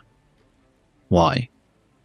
Because the Soviet operation in Manchuria achieved something that the Germans never managed: a total strategic victory in a minimal period of time with relatively low casualties.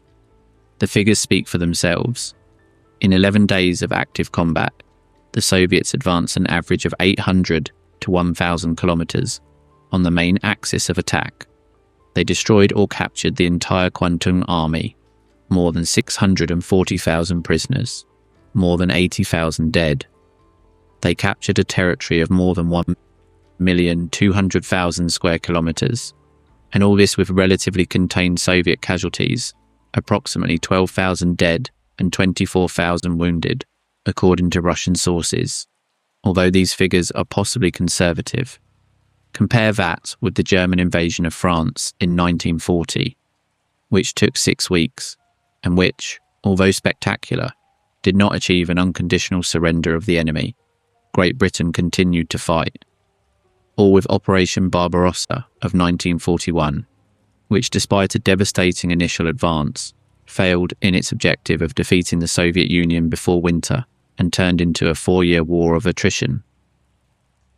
The Soviets, in Manchuria, did what the Germans always dreamed of doing but never achieved: a complete strategic victory through a deep maneuver operation executed with unprecedented speed and scale. The US Army took note. After the war, American military analysts studied the Soviet operation in Manchuria with obsessive attention. The lessons learned influenced American military doctrine for decades, and some historians argue that the air-land battle strategy that the United States developed during the Cold War, a doctrine designed to defeat a Soviet invasion of Western Europe, was, ironically, inspired by the same tactics the Soviets had used in Manchuria. Colonel David Glantz, possibly the most important Western historian on the Soviet army in the Second World War, has dedicated entire works to the Manchuria operation, arguing that it was the culminating point of Soviet operational art, the culmination of a learning process that began in the catastrophic defeats of 1941 and was perfected through Stalingrad, Kursk, Bagration, and Berlin. And yet, in the West, this operation is practically unknown. Ask anyone on the street about how the Second World War ended in the Pacific, and they will talk about Hiroshima. They will talk about Nagasaki. They will talk about the Emperor's speech. Perhaps they will talk about the surrender signing on the battleship Missouri. But almost no one will mention Vasilevsky. Almost no one will mention Malinovsky, Meretskov, the Guards' 6th Tank Army crossing the Greater Hingan Range. Almost no one will mention the 11 days that changed Asia. Why this forgetfulness? The answer lies, like so many things in the history of the 20th century, in the Cold War. When the war ended, the alliance between the United States and the Soviet Union disintegrated with astonishing speed. In a matter of 2 years, the former allies had become existential adversaries, and in that context, it was not convenient for the United States to recognize that the Soviet Union had played a decisive role in the defeat of Japan. The American narrative of the Pacific War had to be a narrative of exclusively American triumph. Pearl Harbor, Midway, Guadalcanal, Iwo Jima, Okinawa, Hiroshima, victory. There was no room in that narrative for the Soviets. Recognizing the importance of the August storm would have meant sharing the victory, and in the geopolitical game of the Cold War, sharing the victory was equivalent to weakening oneself. So the August storm was relegated to a footnote. Textbooks mentioned it briefly, if they mentioned it at all. Hollywood movies ignored it, and the simplified version, the atomic bombs ended the war, solidified as accepted truth. But history is more complex than any simplified narrative. It always is. And the truth is that Japan's surrender was the result of multiple converging factors: the atomic bombs, the Soviet invasion, the naval blockade, the incendiary bombings, the submarine warfare that had strangled the Japanese economy, and the total exhaustion of a country that had been in continuous war for 14 years, since the invasion of Manchuria in 1931. Reducing the surrender to a single factor, be it the bombs or the Soviets, is a simplification that betrays the complexity of history. But to ignore the role of the Soviet Union, as has been done for decades, is an equally grave distortion. Now, before closing this chapter, there is one more aspect we must address. an aspect that is rarely mentioned in Western narratives, but which is essential to understanding the full dimension of the August storm. What happened to the local population of Manchuria? Not the Japanese settlers, but the Chinese, the Manchus, the Koreans, the Mongols, who had lived under Japanese occupation for 14 years. For them, the arrival of the Soviets was initially a liberation, and in many senses it was. The brutality of the Japanese occupation, the forced labour, the land confiscations, the violations of comfort women, the experiments of Unit 731, the racial discrimination, had been a nightmare that was finally ending. But the liberation came with new horrors. Soviet soldiers, as we have already mentioned, did not always distinguish between Japanese civilians and Chinese civilians. Looting was widespread, industrial equipment was dismantled, and the power vacuum that followed the collapse of the Japanese administration before Chinese forces, whether nationalist or communist, could establish control, generated a chaos in which anarchy, banditry, and violence reigned. For many Manchus, the history of the last 100 years had been an endless succession of foreign dominations. First the Manchu Qing dynasty, then the chaos of the Chinese warlords, then the Japanese occupation, and now the Soviet occupation, soon followed by the Chinese Civil War. They never had the opportunity to govern their own land, to decide their own destiny. They were always pawns on the board of greater powers. And the Koreans in Manchuria had an equally complex experience. Hundreds of thousands of Koreans lived in Manchuria, many of them descendants of immigrants who had fled poverty or persecution in colonial Korea. The Korean partisans, who had fought against the Japanese in Manchuria, among them a young communist guerrilla named Kim Il-sung, saw the Soviet invasion as the opportunity to liberate their homeland. And indeed, with Soviet support, Kim Il-sung was installed as the leader of North Korea, laying the foundations for the most hermetic and oppressive dynastic regime in the world, a regime that remains in power in the 21st century. Do you see how everything is connected? The 11 days of August 1945 are a thread that, if you pull it, unravels decades of history. North Korea, Mao's China, the Kuril dispute, the Korean War, the military alliance between the United States and Japan, the nuclear arms race in Asia. All of it has its roots, directly or indirectly, in what Vasilevsky and his armies achieved in those 11 days of August. Now, there is one last topic we cannot fail to address, a topic that, in a way, closes the circle of this story. What happened to the protagonists of the August storm? What did fate have in store for the men who planned, executed, and suffered this operation? Stalin, the supreme architect, died on March 5, 1953, at the age of 74, from a cerebral hemorrhage. He died as he had lived, surrounded by fear. His subordinates, terrified of entering his room without being summoned, took hours to verify that something was wrong. When they finally entered, they found him on the floor, semi-conscious, soaked in his own urine. The doctors, many of whom had been purged or imprisoned in the last years of Stalinist paranoia, took a long time to arrive and could do little. The man who had ruled hundreds of millions of people with an iron fist died alone, in a pool of his own urine, while his subordinates trembled with fear on the other side of the door. There is something of poetic justice in that.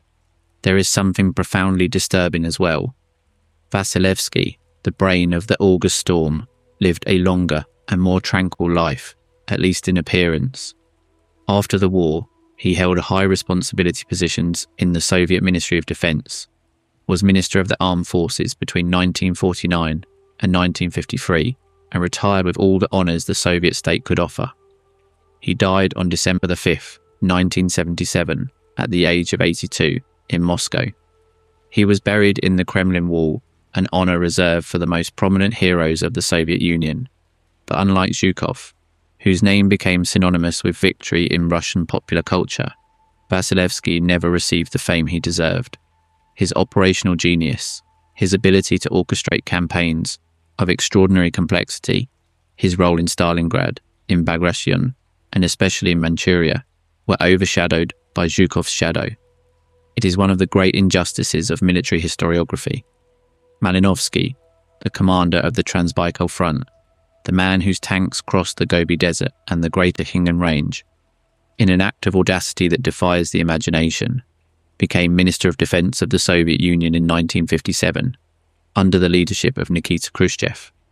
He held that position during the Cuban Missile Crisis in 1962, one of the moments when the world was closest to nuclear apocalypse. He died on March 31st, 1967, at the age of 68. He was also buried in the Kremlin Wall. Meretskov, the commander of the First Far Eastern Front, whose forces traversed the Manchurian taiga and the eastern Japanese fortifications, had a life marked by an experience that few know about. In 1941, at the beginning of the war against Germany, he was arrested by the NKVD, the Soviet secret police, on the fabricated charge of participating in a military conspiracy. He was tortured for weeks. They extracted false confessions from him. But unlike thousands of other Soviet officers who were executed during the purges, Meretskov was released when Stalin realized he needed competent generals to fight the Germans. Meretskov never spoke publicly about his detention and torture. He carried that silence for the rest of his life. He died in 1968 at the age of 71. And on the Japanese side, what happened to the commanders of the Kwantung Army, who were crushed in 11 days? General Otozo Yamada, the last commander-in-chief of the Kwantung Army, was captured by the Soviets and sent to a prisoner of war camp in Khabarovsk in the Soviet Far East. He was tried in the Khabarovsk trials of 1949, the Soviet tribunal that investigated the biological war crimes of Unit 731, declared guilty and sentenced to 25 years of forced labour. He was released in 1956, 11 years before his sentence was completed, as part of a diplomatic agreement between the Soviet Union and Japan. He returned to Japan, where he lived in almost total anonymity. He died in 1965 at the age of 84, a forgotten old man who had once commanded the most powerful army in Asia. And Hirohito, the emperor in whose name all the battles were fought, all the atrocities were committed, all the lives were sacrificed. What happened to him? The United States' decision to keep Hirohito on the throne after the war is one of the most controversial decisions of the 20th century. The Soviets demanded that Hirohito be tried as a war criminal, just like the Nazi leaders in Nuremberg. Australia, New Zealand, and China also wanted the emperor to be held accountable, but General Douglas MacArthur, Supreme Commander of the Allied forces in Japan, decided that Hirohito was more useful alive and on the throne than dead or in prison. The emperor provided legitimacy to the American occupation. His presence guaranteed the cooperation of the Japanese people. Without the emperor, the occupation could have faced massive resistance. So Hirohito was exonerated. He was allowed to remain as emperor, although stripped of all real political power. In the new Japanese Constitution of 1947, largely drafted by the Americans, the emperor was defined as a symbol of the state and of the unity of the people, without governmental authority. Hirohito reigned, although he no longer ruled, for 44 more years, until his death on January 7th, 1989, at the age of 87. He was never tried. He never publicly apologized. He never acknowledged direct responsibility for the crimes committed in his name. And that absence of accountability continues to poison relations between Japan and its Asian neighbors, China, Korea, the Philippines, Southeast Asia, to this day. But there is something even more disturbing than the fate of individuals, something that goes beyond the biographies of generals and emperors, something that connects the August storm of 1945 with the world we live in right now.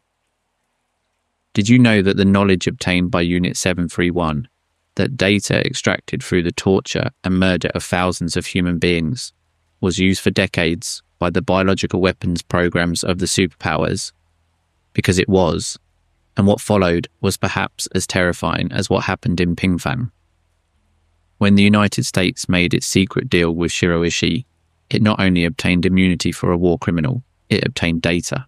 Data on the effects of bubonic plague on human populations, data on the aerial dispersion of pathogenic agents, data on the mortality rates of different diseases when used as weapons, data that would have been impossible to obtain without experimentation on humans, data that no ethics committee in the world would have ever authorized. That data was incorporated into the United States Biological Weapons Program, a program that operated from Fort Detrick, Maryland, from the 1940s until 1969, when President Richard Nixon ordered its cancellation. During those 25 years, the United States developed and stockpiled biological weapons based on anthrax, botulinum toxin, brucella, tularemia, and other pathogens. The data from Unit 731, obtained through Crimes Against Humanity, directly fed that research. And the Soviet Union. Were the Soviets, who had tried some members of Unit 731 in Khabarovsk, morally superior? The answer is a resounding no. The Soviet Union developed its own biological weapons program, a program that, in many respects, was even more vast and terrifying than the American one. It is suspected that contact with Japanese scientists captured after the invasion of Manchuria provided the Soviets with valuable knowledge about agents like anthrax and plague. Those Japanese prisoners we mentioned earlier, the ones who were sent to Siberia, included scientists and technicians who had worked in the biological warfare programs. Some were interrogated extensively. Their knowledge, like Ishi's in American hands, was absorbed by the Soviet military machine.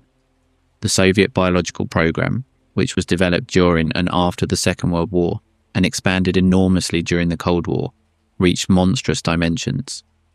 In 1973, Biopreparat was created, the largest biological warfare agency in the world, a vast network of secret laboratories where more than 30,000 employees researched and produced weapons based on Ebola, smallpox, bubonic plague, anthrax, and dozens of other pathogens. It was a death industry disguised as civilian research, hidden under layers of secrecy that would have made even the most paranoid conspiracy theorists pale.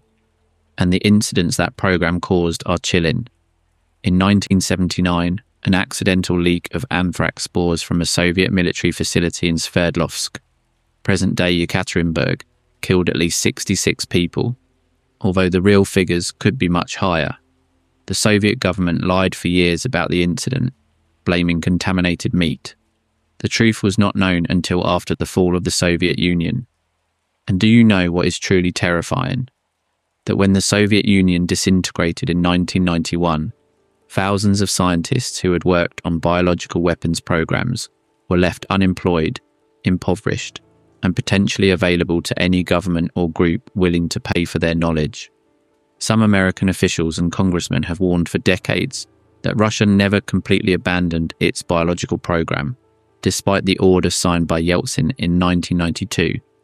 Ken Alibek himself, a former director of a Soviet biological plant in Kazakhstan, has declared before the United States Congress, "Don't be so naive, they are lying to you." And that arsenal, those capabilities, that technology, have their ultimate origin, in part, in the data obtained from the experiments with human beings in Manchuria. The chain of horror that began in the laboratories of Unit 731 in the 1930s extends, like an invisible thread of poison, to the biological arsenals of the 21st century. Do you now understand the magnitude of what happened in those 11 days of August 1945? It was not just a battle, it was not just a military operation, it was an event that reconfigured the world, that created nations, that destroyed empires, that planted the seeds of future wars, that unleashed horrors that we have not yet finished comprehending. But there is something more, something that is rarely mentioned when talking about the August storm, something deeply personal, profoundly human, that is lost in the grand figures and geopolitical strategies. What did the Soviet soldiers who crossed those borders in August 1945 feel? What did they think as they advanced through the desert and the mountains? What did they experience when they saw the remains of the Japanese experimentation camps, when they found the fleeing civilian settlers, when they entered Manchurian cities, where the population received them sometimes with flowers and sometimes with fear? These men, because they were overwhelmingly men, although there were also women in the Soviet army, as nurses, snipers, pilots, and radio operators, had survived the hell of the Eastern Front. Many had fought in Stalingrad, in Kursk, in Berlin. They had seen their friends die. They had killed men with bayonets in muddy trenches. They had crossed the Nazi extermination camps in Poland and had seen with their own eyes the crematoria, the piles of corpses, the mountains of shoes and human hair. They had carried a trauma that no medal could cure. And now, just 3 months after the fall of Berlin, they were fighting again, on a different continent, against a different enemy, in a different landscape, but with the same death, the same blood, the same mud.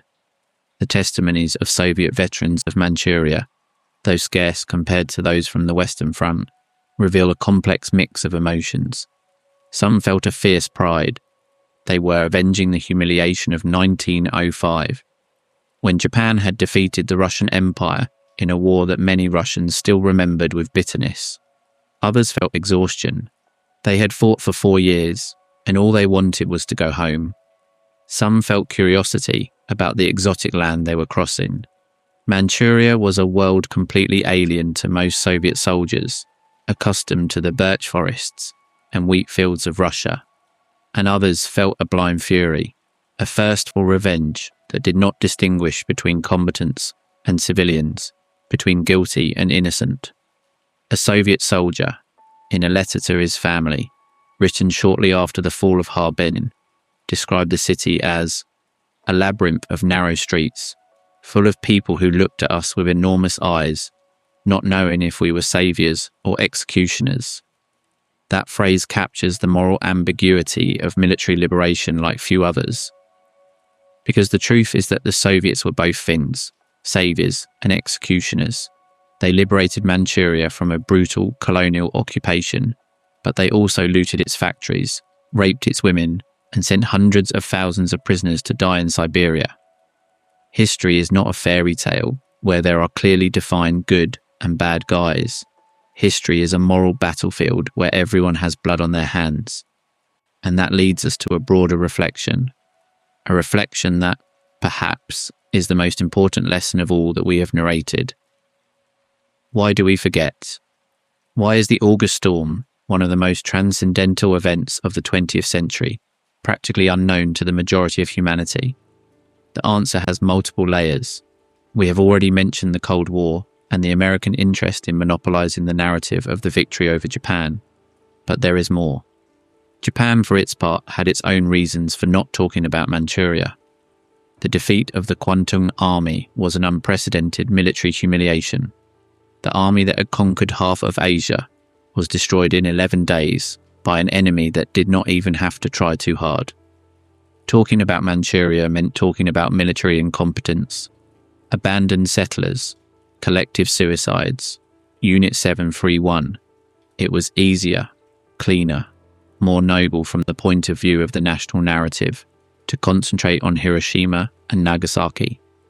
The atomic bombs allowed Japan to present itself as a victim. Manchuria exposed it as a perpetrator. And the Soviet Union, paradoxically, also had reasons not to publicize the August storm too much, because while the operation was a brilliant military triumph, the atrocities committed by Soviet troops against civilians, the looting of Manchuria, and the sending of prisoners to the gulags were stains that the Soviet state preferred to hide. Soviet propaganda celebrated the victory, but without going into uncomfortable details. So for different reasons, the three main parties, the United States, Japan, and the Soviet Union, coincided in minimizing the August storm. It was a conspiratorial silence, not by explicit agreement, but by mutual convenience. And that silence solidified in the global collective memory until it became oblivion.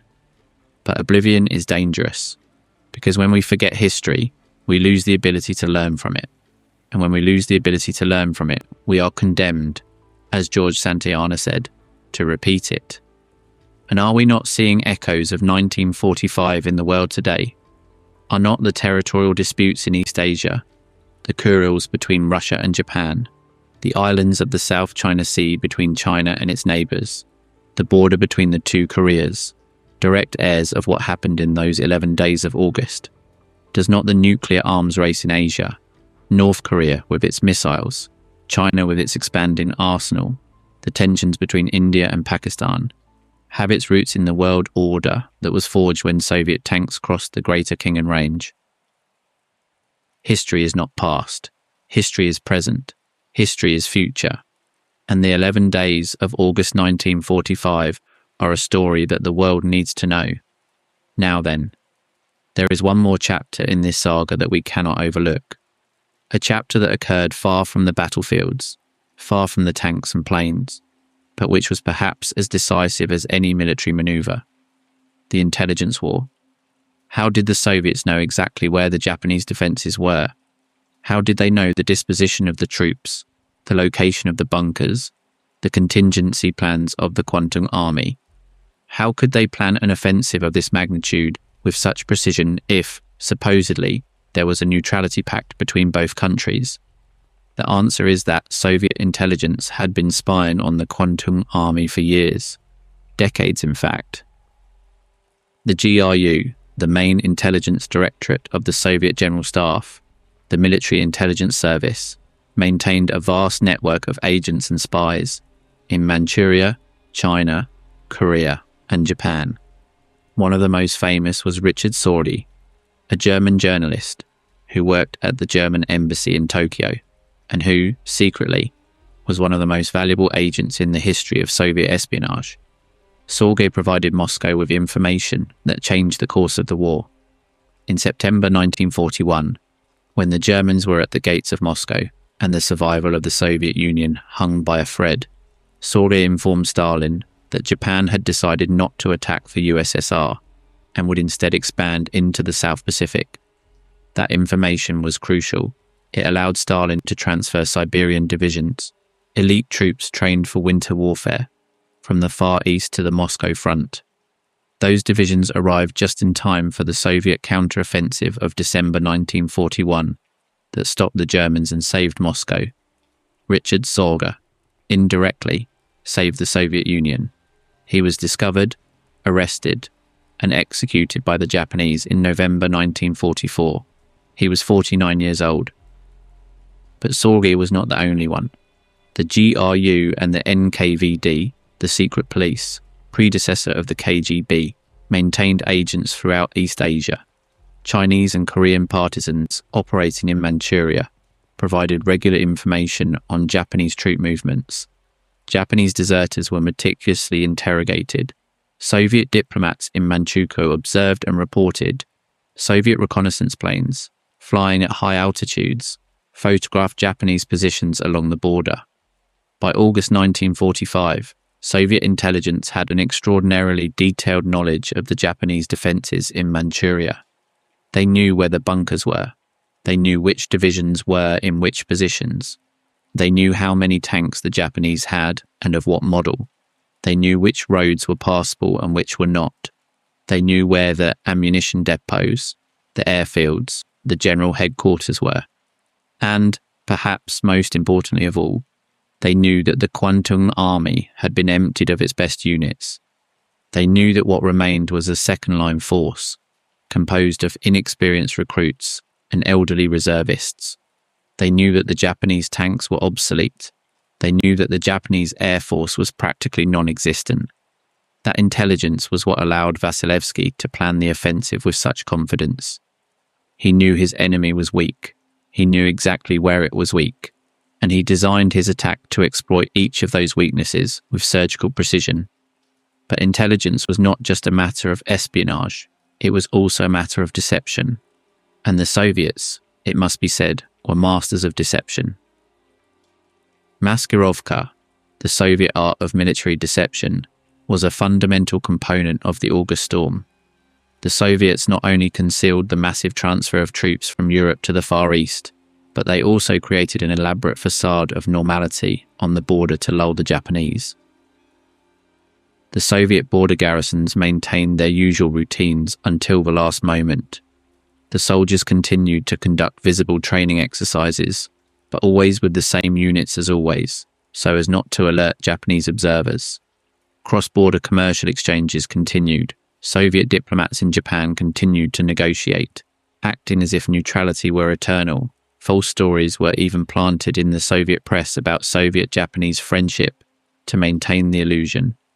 And at the same time, in the rear, far from Japanese eyes, an army of 1.5 million men was preparing for war. Tanks accumulated in forests. Artillery was camouflaged under nets. Soldiers dug starting positions in the darkness. Fuel and ammunition depots were established at strategic points. All in silence. All in secret. All with the precision of a clock that was about to strike midnight. When the offensive was finally unleashed, the surprise was total. The Japanese were hit like a boxer who didn't see the punch coming. And in war, surprise is the most powerful force multiplier that exists. But could it have been different? Was there any possibility that the Japanese could have resisted? Was there any scenario in which the Kwantung Army could have stopped the Soviets?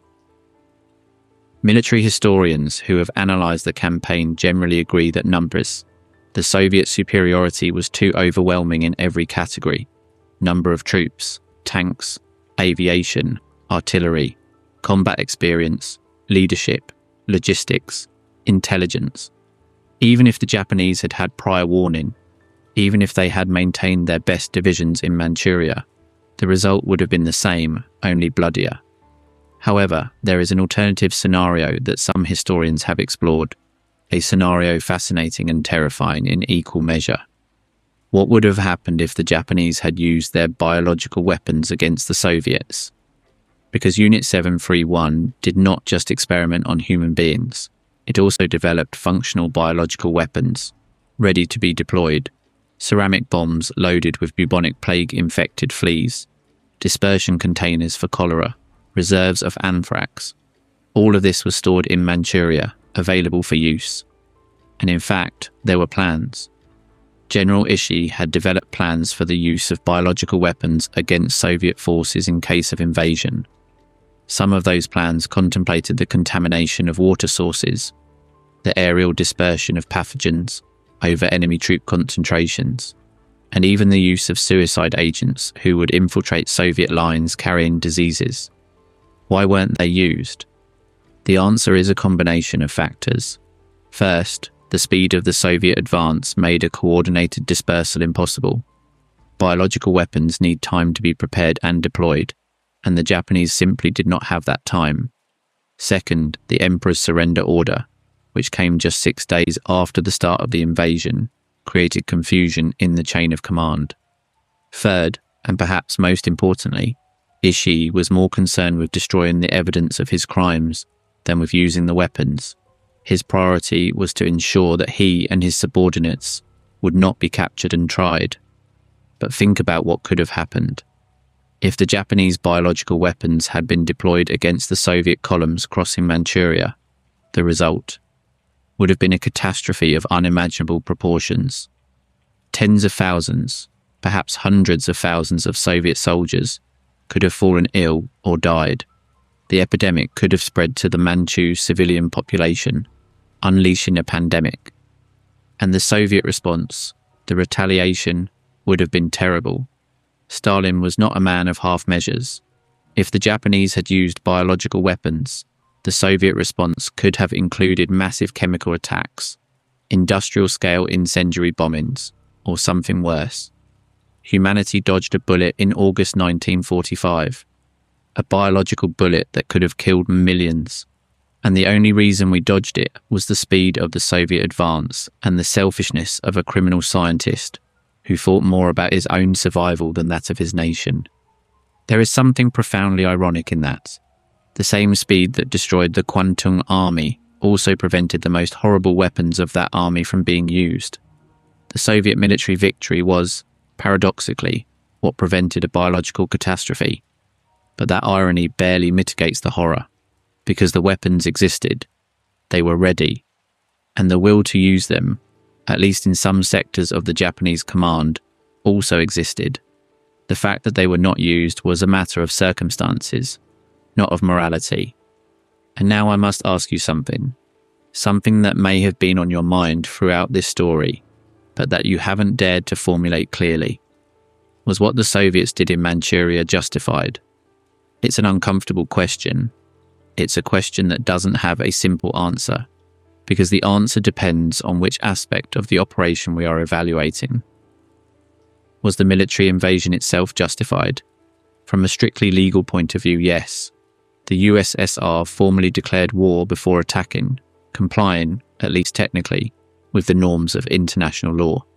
Furthermore, the Soviet Union acted in fulfillment of the Yalta agreements with its allies, and the invasion contributed to ending a war that had killed tens of millions of people. Was the destruction of the Kwantung Army justified?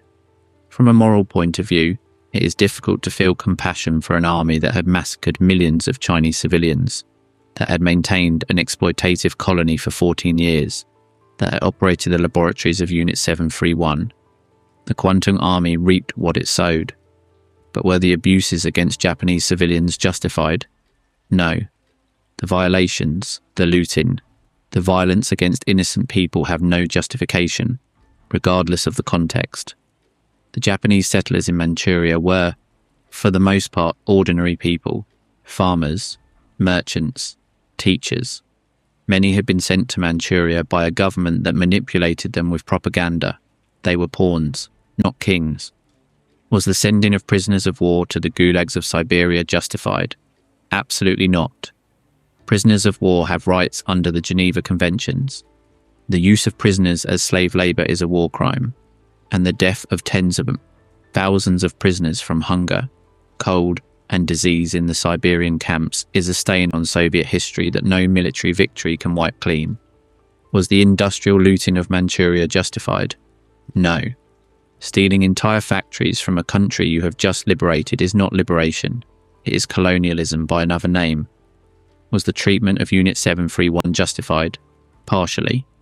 The Soviets, at least, tried some of the responsible parties in the Khabarovsk trials, something the United States never did. But they also used the knowledge obtained from those criminals for their own biological weapons program, which makes them retroactive accomplices to the horror. The truth is that the August Storm, like almost everything in history, was an inseparable mix of heroism and cruelty, of justice and barbarism, of liberation and oppression. It was a brilliant military operation executed by a regime that was in itself profoundly criminal. It was a victory that saved lives by shortening the war, but that also destroyed lives through violence, looting, and slavery.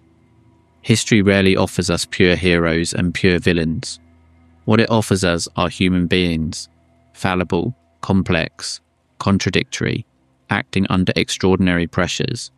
And when the pressures are those of a world war, the results are usually extraordinarily brutal. This we must remember, not to judge the dead from the comfort of the present, but to understand the forces that shape the world we live in.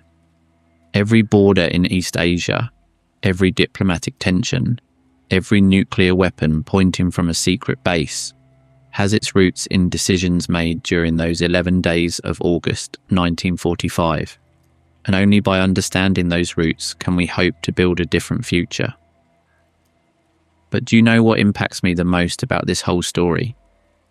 It's not the tanks, it's not the bombs, it's not the statistics or the strategies. What impacts me the most are the people who lived through these events, the people who suffered, who fought, who died, who survived. The 19-year-old Soviet soldier who crossed the Gobi Desert in a T-34 tank with chapped lips and a heart pounding with fear, not knowing if he would live to see the dawn. The Japanese mother who walked for 3 days on Manchurian roads, carrying a dead baby because she couldn't bear the idea of leaving it behind. The 6-year-old orphan boy, taken in by a Chinese family who didn't speak his language, raised as a stranger in a strange land. wondering his whole life who his real parents were. The Japanese prisoner of war, who spent 11 years felling trees in a Siberian forest at 40 degrees below zero, dreaming every night of the face of a wife who, by the time he returned, was no longer waiting for him. The Majorca telephone operator who transmitted her last message, "Everyone goodbye, goodbye," before drinking the poison that would free her from the horror. The Unit 7.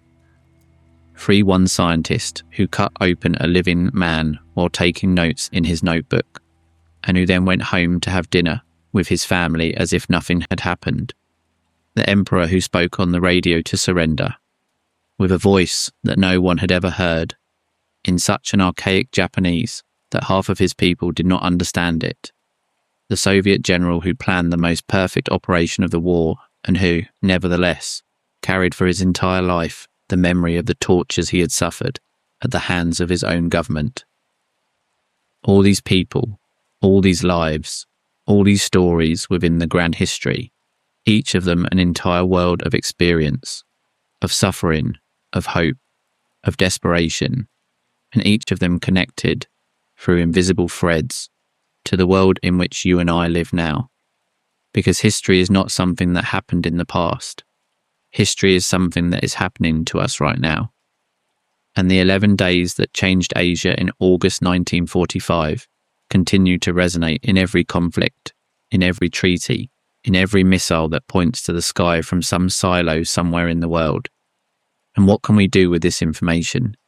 What do we do now that we know what happened? Perhaps the first thing is simply to remember that war is not a video game or an action movie, that behind every figure, the 640,000 prisoners, the 80,000 dead, the millions of affected civilians, there is a human being with a name, with a face, with a family, with dreams that were never fulfilled.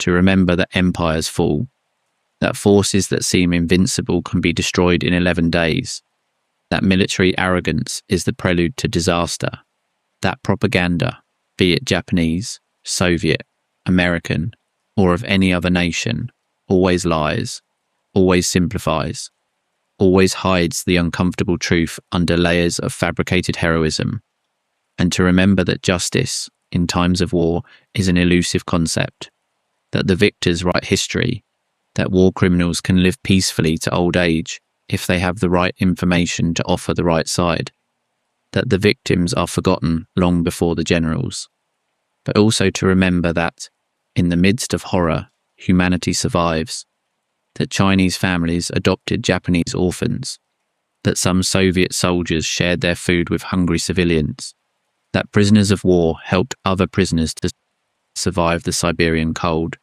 that compassion, though fragile, though imperfect, exists even in the darkest moments. That is what the 11 days of August 1945 teach us. Not just about war, about ourselves, about what we are capable of doing, the best and the worst, when circumstances push us to the limit. The August Storm was many things. It was a brilliant military operation. It was a humanitarian disaster. It was an act of justice. It was a war crime. It was the end of an empire.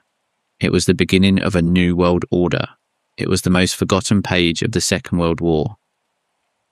And now it is no longer forgotten, because you know it.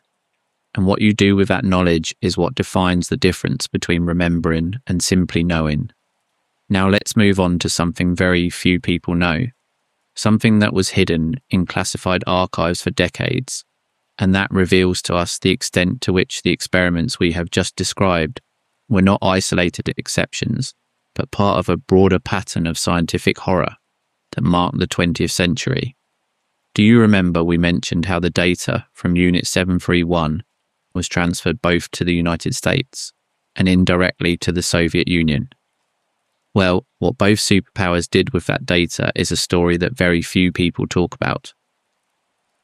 In the case of the USSR, the knowledge extracted from the Japanese prisoners was integrated into a machinery of experimentation and weapons development that already had decades of existence. because the Soviet Union did not need Unit 731 to learn about scientific cruelty. It already had its own tradition in that regard. Since the 1920s, the Soviet regime had financed scientific projects that challenged all notions of ethics.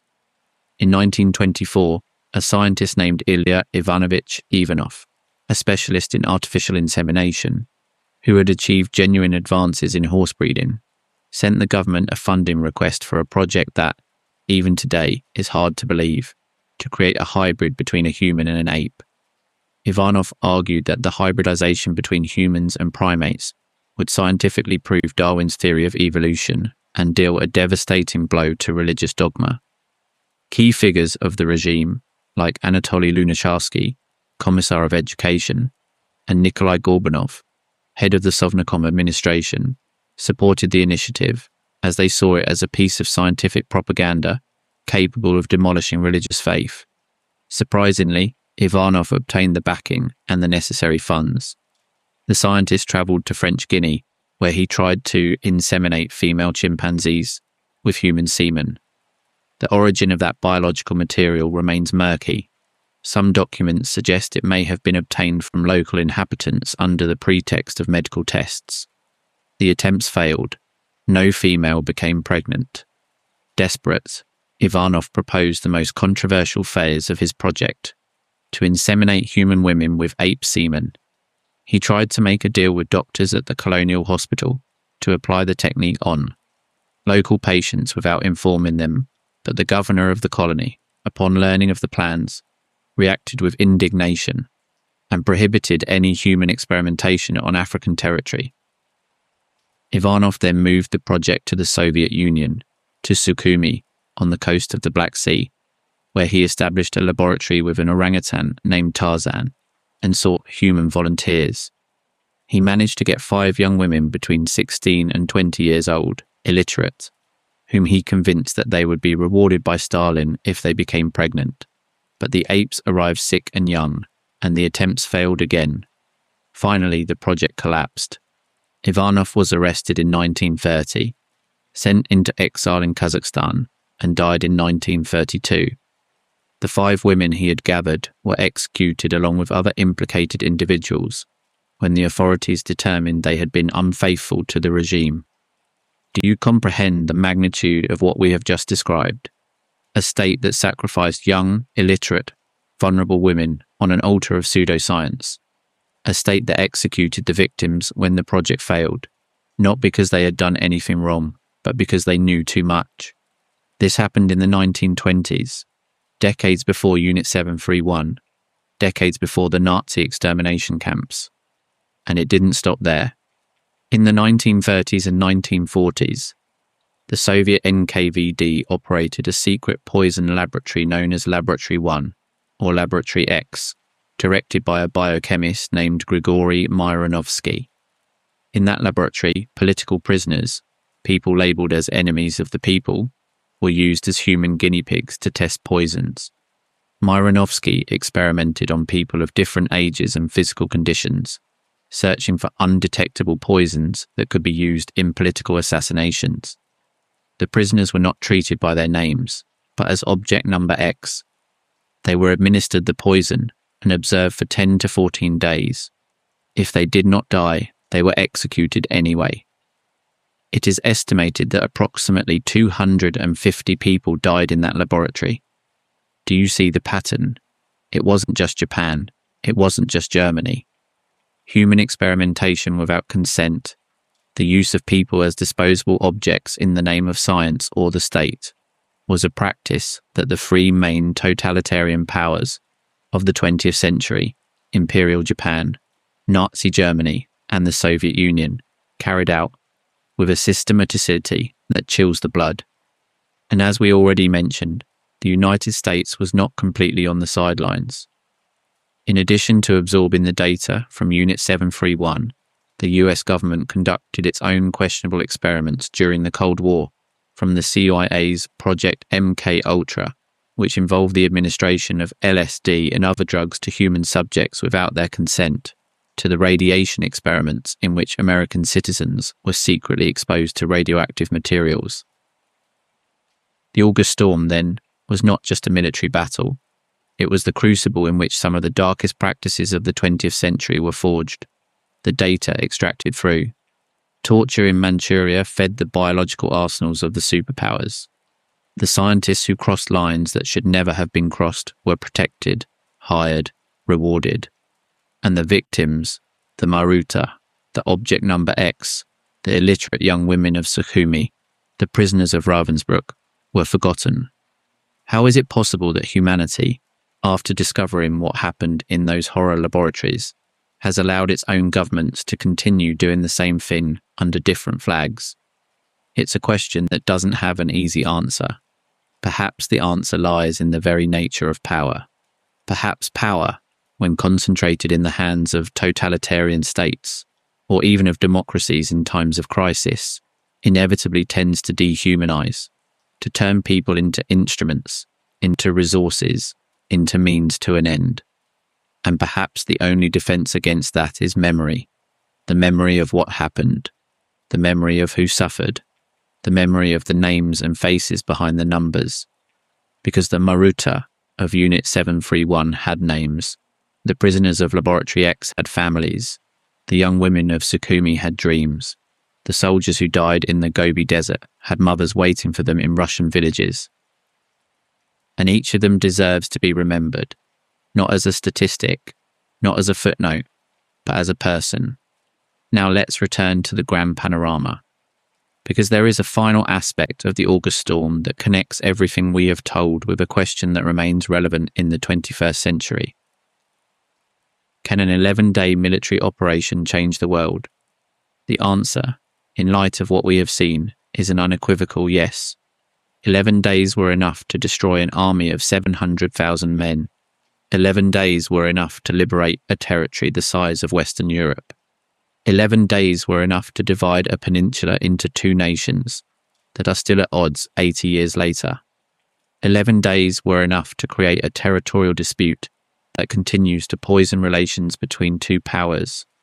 11 days were enough to set in motion the chain of events that led to Communist China, the Korean War, the nuclear arms race in Asia. 11 days, the same time it takes you to complete a vacation, the same time it takes you to read a long book, the same time it takes you to get used to a new job. In 11 days, the map of the world changed forever, and the consequences of that change are still reverberating in every conflict, in every treaty, in every missile that points to the sky from some secret base in the east of Asia. The August Storm was the forgotten operation, the ignored operation, the operation that for decades, three superpowers conspired to erase from collective memory. But history has a way of avenging itself on oblivion, and today, 80 years later, the truth is emerging. The tanks that crossed the Greater Kingdom Range no longer exist. The soldiers who manned them no longer live. The generals who planned the operation are buried under granite tombstones in cemeteries in Moscow, Tokyo, and Washington. But the borders they drew, the conflicts they unleashed, the wounds they inflicted, are still as raw as the day they were opened. And that, more than anything else, is what makes this story worth telling. Not because it is spectacular, which it is, not because it is dramatic, which it is, but because it is relevant, because it affects us. Because in a way that most of us are unaware of, the 11 days of August 1945 shaped the world in which we live, breathe, and exist.